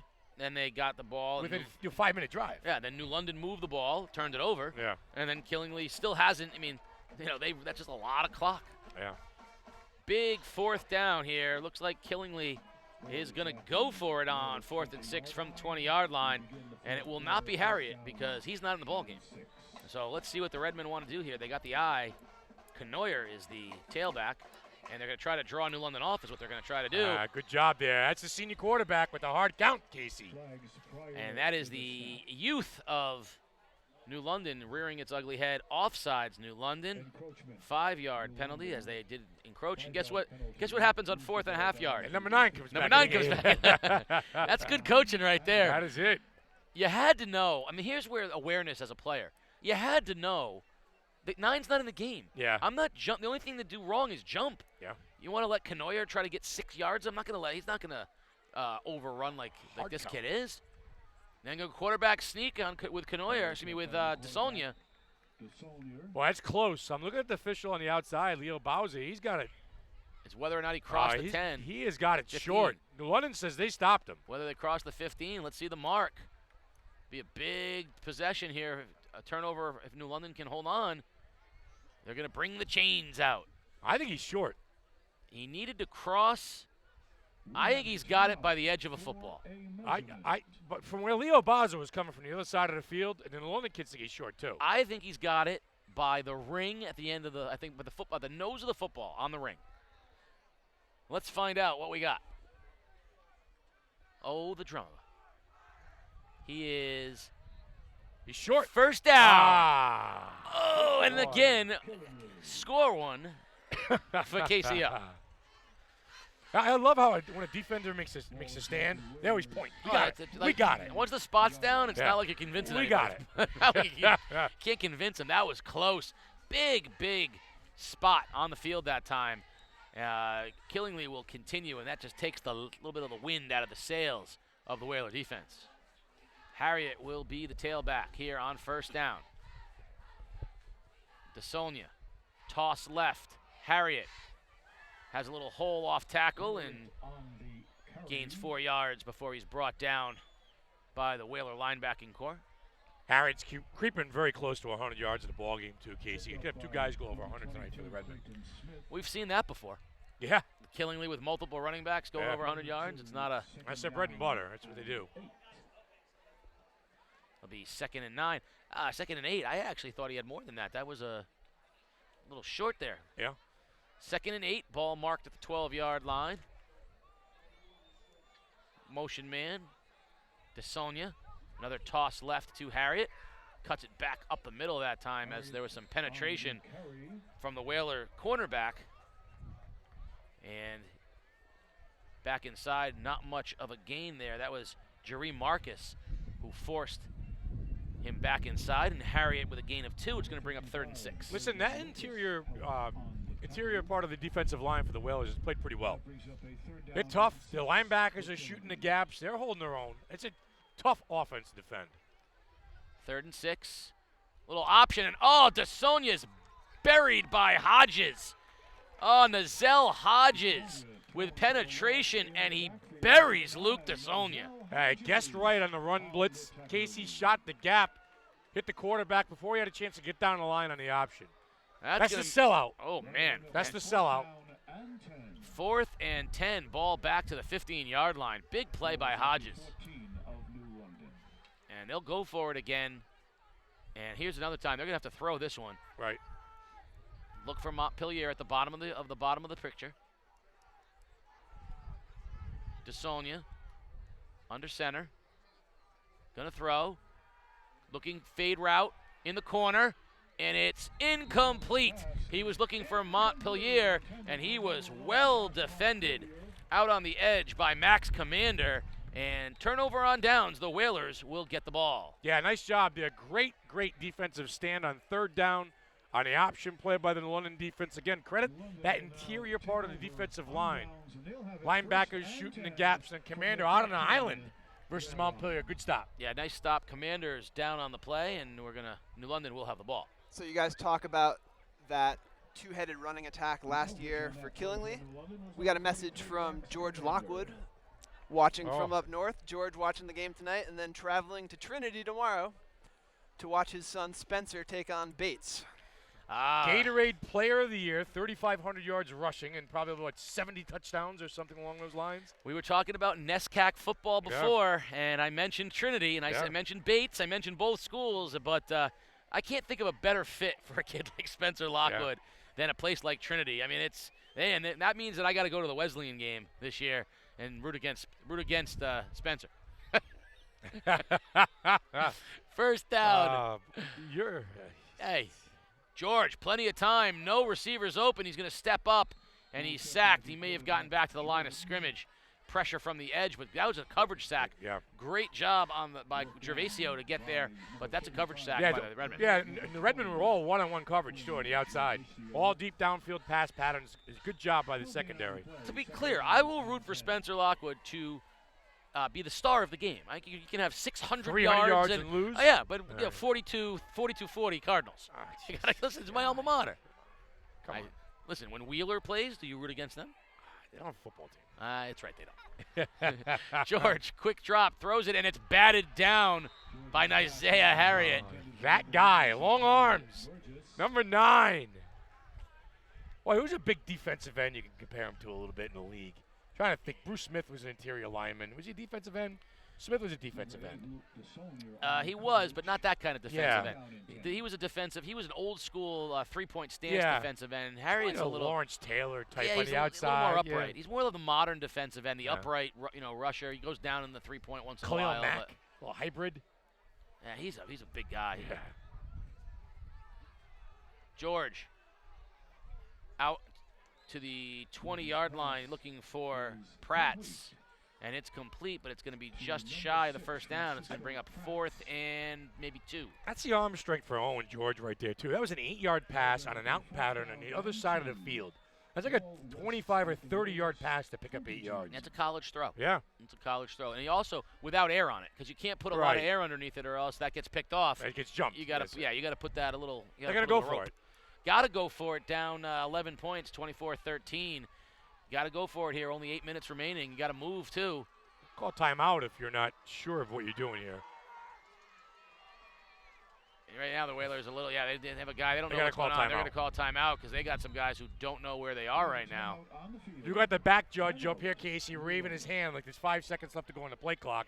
You're unorganized at the line of scrimmage. It's a good timeout. Well, that's never good when your tackle is tapping your guard, going, where do I go? Yeah. So 7:59 remaining, 24-13. Redmen on top. The Whalers will have a 4th and 2 at their own 22-yard line. As called, Mike DeMauro on the London sideline. He was on the Killingly sideline the first time. He's down schmoozing with John McCullough down there on the London side right now. He was on the Killingly sideline before, so he starts on the away side, works his way. You know why he's on the sideline now? Yeah. It's closer to the exit. He just wants to do a little less of a walk. Say hi, Mike. Welcome to the club, 50 years old. 5-0. Wow. I'll be there next year. I know, hard to believe. I still got a couple. Time flies. I still got a little ways to go. Big 4th down here for the offense. Full house backfield. Double shift, and that's going to be a 5-yard penalty. 2 guys in motion. No, that is a dead ball foul. Dead ball. Forget that. It is a dead ball. Play never happened. Well, they're saying Killingly ball. I thought they blew the whistle. They blew the whistle to blow that play dead. I mean, nobody knew what was going on there. Not even the quarterback. The official on the field is saying Killingly football. I thought the whistles blew as soon as the. I don't think he sees the flag though. No, of course he sees the flag. They're saying the whistle never blew, and that's a illegal shift. Declined. That's a live. They're saying illegal shift, live ball. They didn't blow the whistle. That's a bad break for the Whalers. I don't understand why that's not play 4th down over again. They never blew the whistle. I don't either. The Whalers don't know. They're arguing on the field right now. Yeah, Coach Johnny Burns is over there. He wants an explanation. I don't blame him. There he is talking to the ref. Right now, Killingly's looking to run the ball. They got the ball inside the 10-yard line, first and goal. Gift wrapped. Wow. And whistles now. I think this is going to be overturned. I mean, they're going to call a timeout in New London. I think New London called a timeout just because they want to argue what the heck happened. Yeah. He wants an explanation. He wants to talk to Kevin Moreland. I don't blame him. I'd like to get an explanation on this. I'm going to text maybe Mike knows. Mike DeMauro down on the sideline. Find out what's going on because I don't understand why the whistle wasn't blown when multiple flags are thrown on the illegal shift. Obviously, that's a live ball. And I know all the New London players stopped. To their credit, Killingly did not. Play till the whistle is blown is the adage you hear in football, and play till the whistle is blown. So Killingly did, New London did not, and unless something changes, It'll be first and goal, Killingly from the 7-yard line, already with an 11-point lead and clock at 7:52 here in the ball game. East Lyme is doing work on Wyndham right now, 40-15. 5 minutes left to go. East Lyme needed that. You know, I was looking at the schedule of the ECC teams. I mean, how about, New London opens up with a winnable game, but then they got back-to-back Notre Dame and Killingly. That's a tough way to open the season. Obviously, NFA opened up with 2 very difficult games before they get a little bit of a respite this week. Xavier and Fairfield Prep. And so now, same here with East Lyme. They opened up with 2 very tough games. They get a little respite tonight with Wyndham. First down, Killingly. Play to the whistle, boys. Toss left, Harriet, and he's brought down by a great tackle in the backfield, Jeremiah Ballinger. All right, false start is dead ball. Illegal motion is not. There you go. There's your explanation. 28-6, Fitch over Waterford as well. Another. A lot of teams that needed sort of a lesser opponent got one this week. That'll be a loss in the backfield, so back to the 12-yard line. It'll be second and goal, Killingly. Full house backfield. Harriet is the deep back for the Redmen.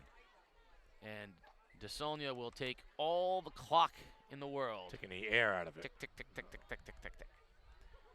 Handoff on a little trap to the up back. It looks like the ball is on the turf. Whalers say they have it. They want to try to run off the field. Let's see. It looks like they do.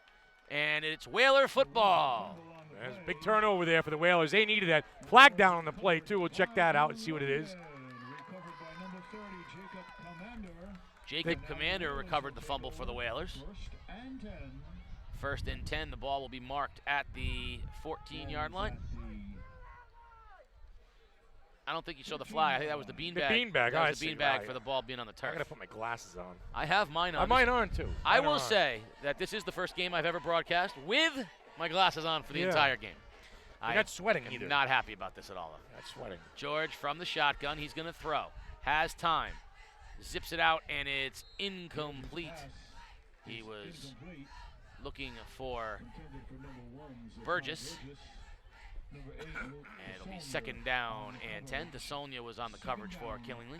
4-man pass pattern that time for the Whalers, Casey. 3 guys going deep, Burgess underneath. The middle of the field is still open for New London if they want to try it. Burgess comes wide left, and along with Hodges. Twin receivers to the right, and Commander is the lone back standing next to George. George, quick drop. Tries it again. This time has his receiver out to the 20-yard line. It goes complete to Pratts. Pratts, a sophomore. So you're going to see a lot of Calendar next year, a lot of Pratts next year. And a quarterback. Yep, so he'll have some people to throw it to, some people to catch it and run with it.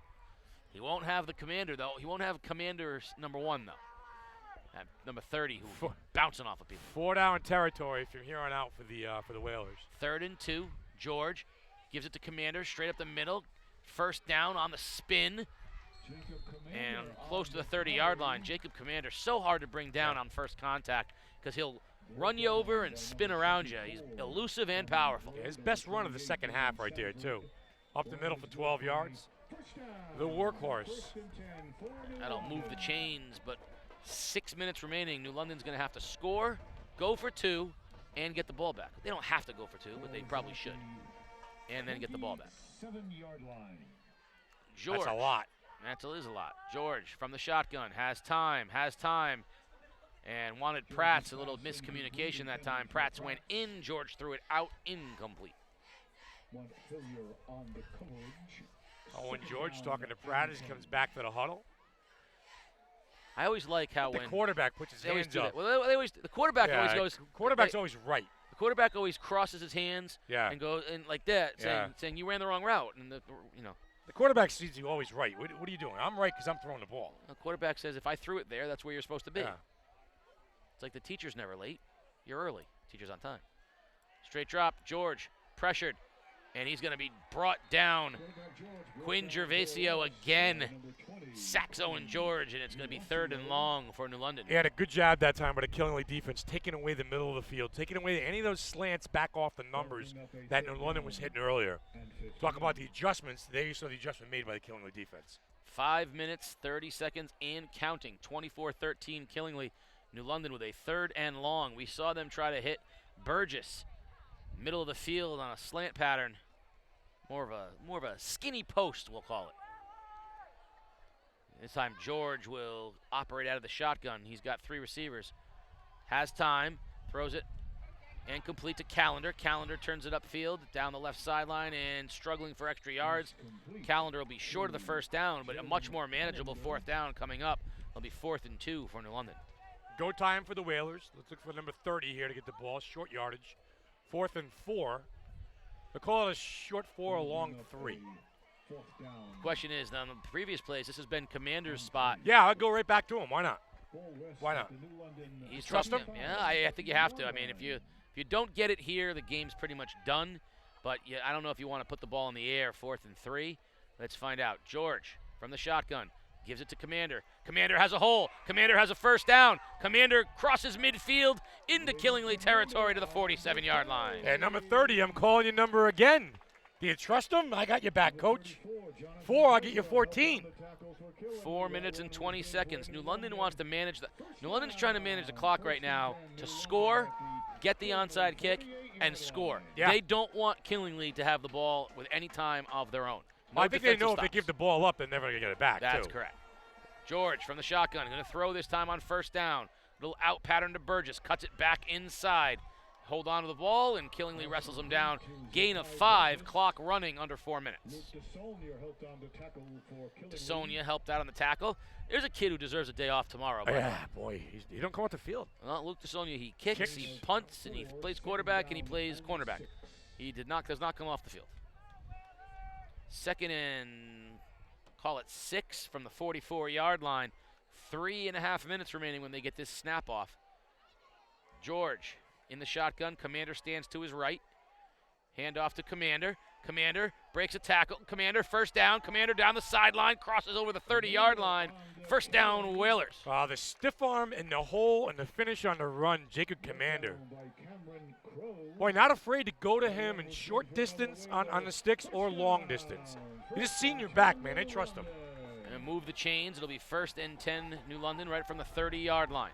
Same formation. George, shotgun's going to throw this time on 1st down. A little crossing route to Callender. Callender stays in bounds, spins, and he's going to gain 7 or 8 yards on 1st down.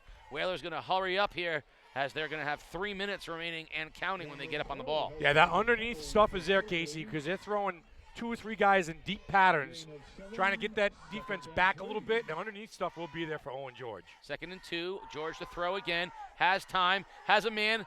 Hits Burgess. Burgess at the 5. Breaks a tackle. Dives towards the end zone. And check that. That's Richard Henry. Touchdown, Whalers. What a great throw by Owen George. Back shoulder to number 4. Henry dives in. Puts the Whalers back on the board, 24-20. I love that throw by Owen George. And there's the first touchdown on the Good throw. season for Richard Henry. And you got it right, Sports Doctor. What a perfect on-the-shoulder throw. That's a pro throw right there from George. You talk about a throw where only your guy can get it. It's a back shoulder throw. He trusted his receiver. What a great throw and a great catch. And what a job by Henry to finish that run. Oh, Henry, on your first touchdown of the season for the senior. Brings the Whalers within 5. They'll send Rivera out for the extra point. Surprised they're not going for 2? I am surprised. Why would you not go for 2 and have a chance at it? And then on that, I don't. That was a fumbled snap. Oy, Flag down. oy, oy, oy, oy. That's a rumbling, bumbling, stumbling, fumbling, Please drumbling. blow the whistle and put that play out of its misery. The officials will say illegal procedure against the Whalers. It'll be declined. 24-19. The Whalers are going to have to get an onside kick and score a touchdown. I don't understand why you don't go for 2 there to make it a 3-point game. I don't either. Because a touchdown either way. It makes no sense. This is one of the very few times I will have to say I think that someone on the sideline got caught not doing their math. So kids out there watching right now, if you say, what do I need math for in the real world? Well, you could be coaching on the sideline with 2:45 remaining in the game, and you need to do a quick little number add and realize that you need a 2-point conversion. There it is. Math in the real world. I'll head down here after the onside kick. About a minute or so to go. Get a couple of. Get Chad Neal. Maybe. Johnny Burns. Maybe. Jack Cochran. Who knows? Who knows what you're going to do, Sports Doctor? Tomorrow? First thing, though, you're going to have to hop a fence if you want to get down there in the next 5 minutes. Though. Yeah, it's going to be crowded down there. It's a zoo. Oh, not that. You get the entrances are 100 miles away. I had to hop a fence to get down there earlier. I didn't know I could still hop a fence. And I'm not going to lie to you. I should not hop fences. No. Hopping fences should be things of my past. My son does not like hopping fences, and I know why. It's no fun. Onside kick for the Whalers here, most likely. They choose to squib it. Instead, it's loose on the floor, and the Killingly Redmen will recover at the 46. Not a traditional onside kick, more of a squib. Trying to knock it off somebody's leg or trying to get somebody to mishandle the ball a little bit. Little line drive between the wickets.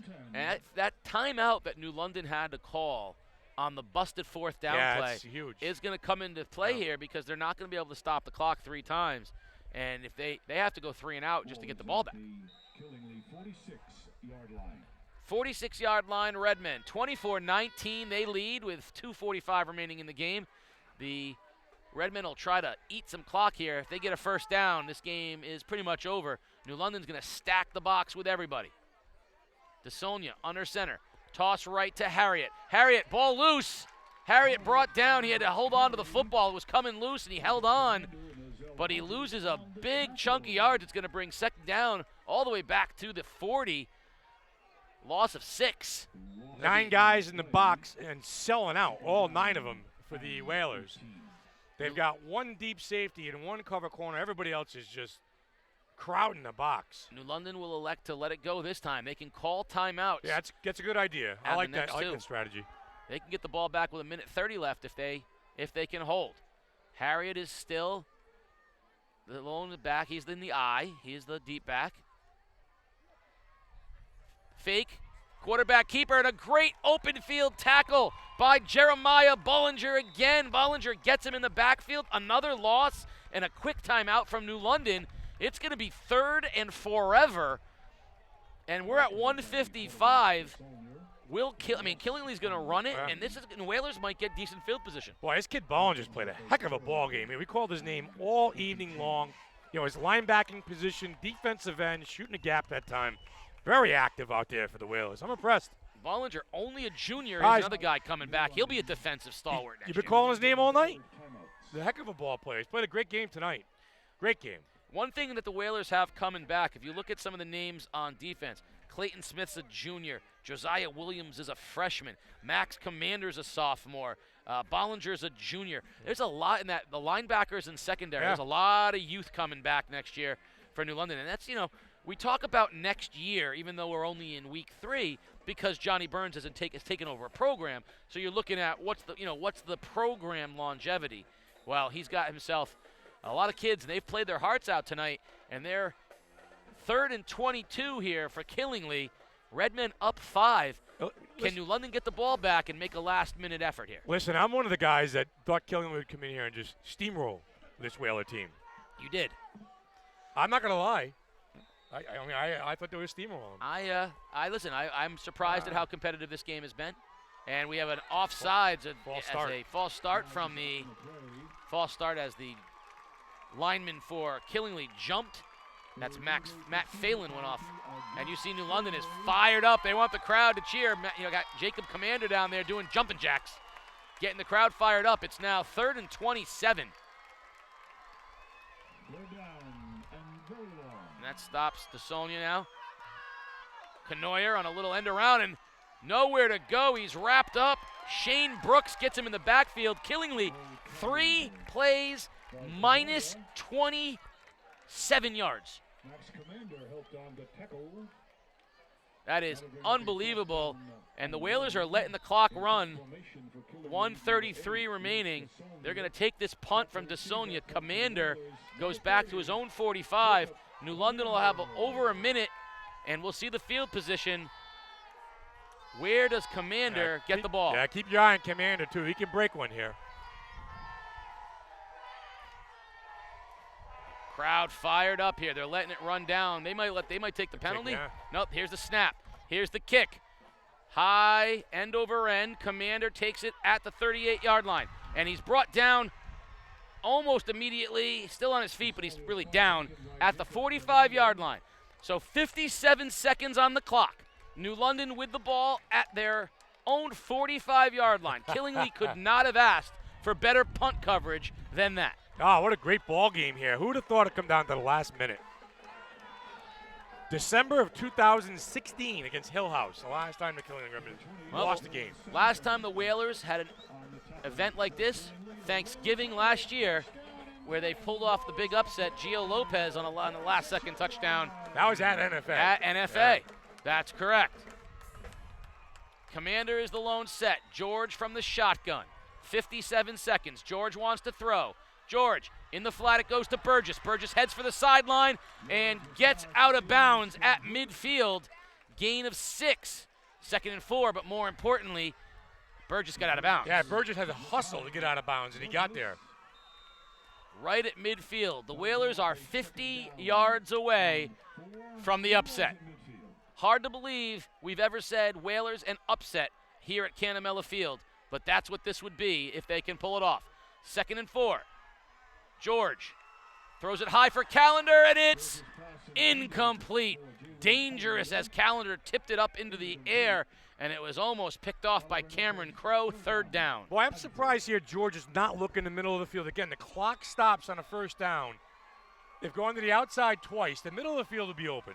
I'd take a shot. I wouldn't be shocked to see them run Commander knowing that the clock stops on a chains. You give him a touch right now? I might.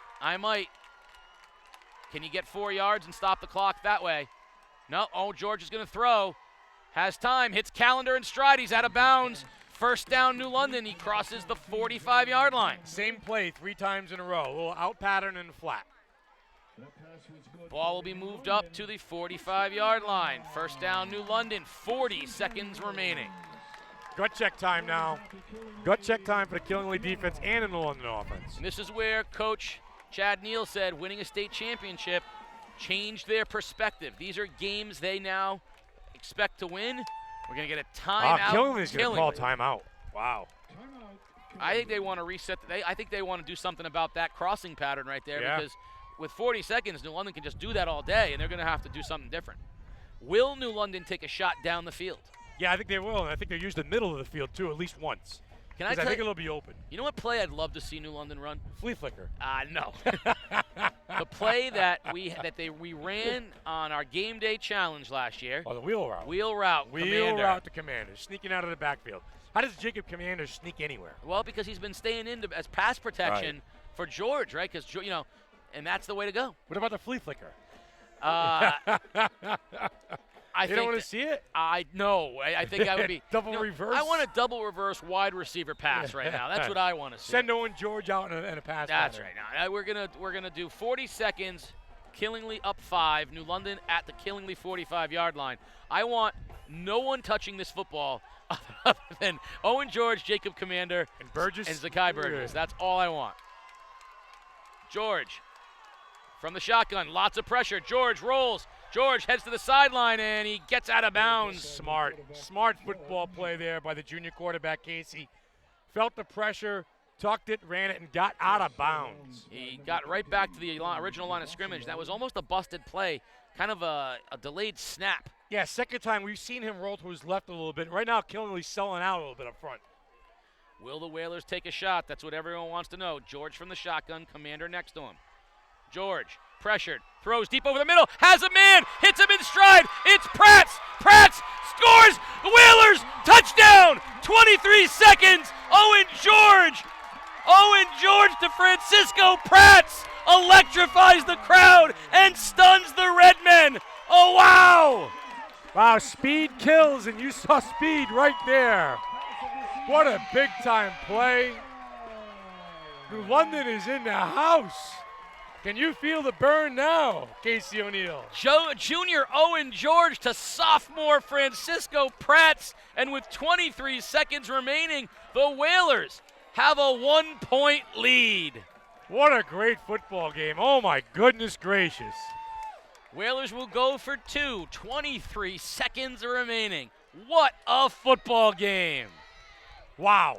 That's all I could say. I knew they were going to take a shot, though. You got to take a shot at least once in the middle of the field. And like I said, I only want the ball in the hands of George, Commander, Burgess, or Pratts. George in the shotgun. Commander stands to his left. Hand off to Commander. Commander's not going to get it. Killingly will hold. With 23 seconds remaining, it's about whether or not Killingly can do. Now, this is not their MO. Killingly is not a team designed to score in 23 seconds. No, sir. They're a ground and pound type of team. But how far will they try a field goal from Luke DeSonia? Oh, they got 2 timeouts left. I mean, a try. Yeah, you got it. 35 yards? 35 yards? So you if got to they get the ball to the 25-yard line. They get it, that's a little longer than that. That's 42 yards, turn 25, right? Okay, I'm sorry. You kick it from the 25 would be 35. You're right. I'd say get to the 20-yard line, and you could try a field goal. 37 yards. 37 yards. Okay. I would try that. All right. If that's it, that's all you got. Yeah, they got to get there. Now the next question 3 becomes plays? maybe. And the next question 2 timeouts. becomes 2 timeouts and the clock stopping with the chains. The next question is this part right here. Where's the field position for Killingly? Because all night. Well, the kicker's got to come up diamonds right here. He's got to come up 7s, and he's got to boot this thing deep. No pressure, sophomore Edwin Rivera. That's your guy. Eddie, sophomore. You got to kick this deep and straight down the middle of the field. You can't let them get out of bounds. Right down the middle of the field and let them eat. Yeah, you got to eat 5, 6, 7 seconds off. What a football game. Whaler crowd fired up here at Canamella Field.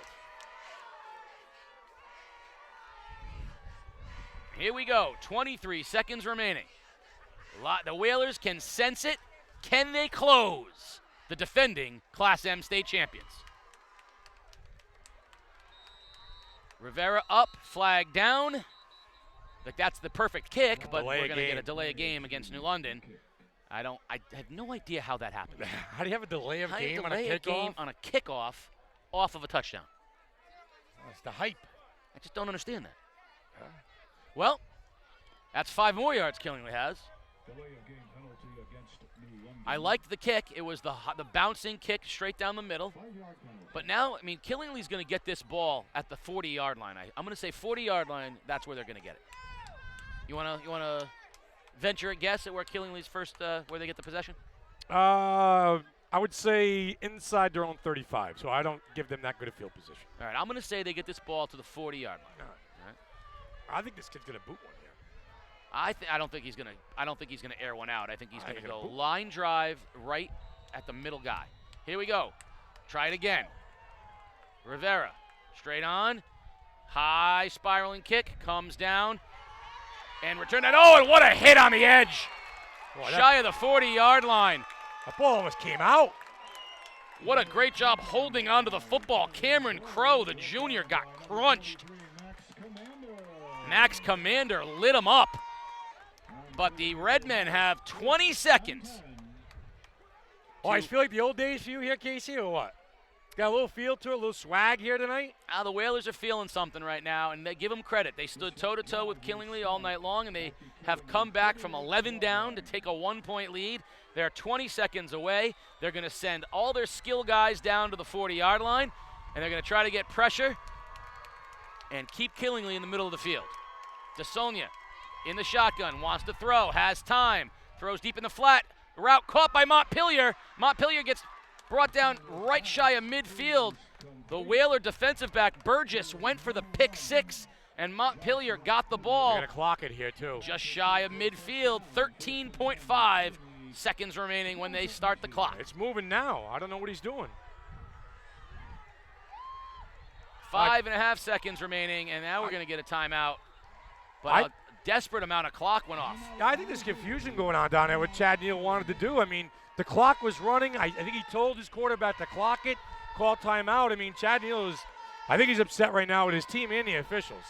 I mean, they burned, 11 seconds off that clock? About 7.5 seconds from the time the whistle went. It was 11 seconds when they moved the chains. So they lost a good 6 seconds. When the ball was spotted, there was 11 and change left. Yes. Okay. But that's a lot of time. 7 seconds to play.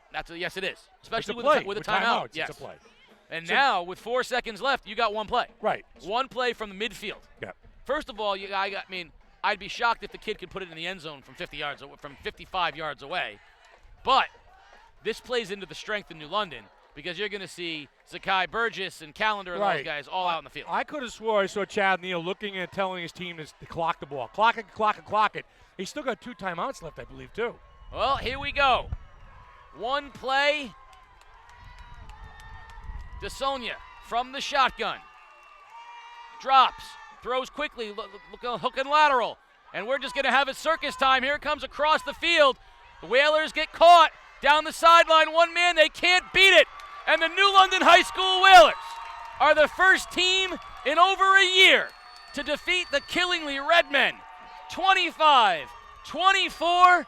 And Johnny Burns, you are now officially the toast of Whalerville. Yeah, welcome to the ECC, Johnny Burns. First league game, first victory. What a great high school football game tonight, Casey. The Whalers felt the burns. And they burned Killingly 25-24.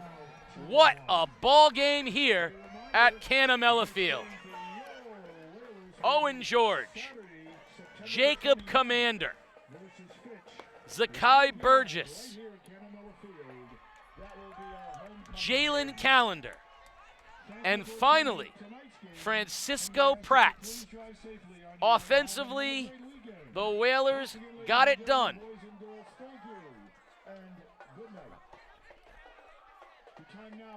As always, watch theday.com for highlights and videos and the post-game interviews with the coaches and players on the field.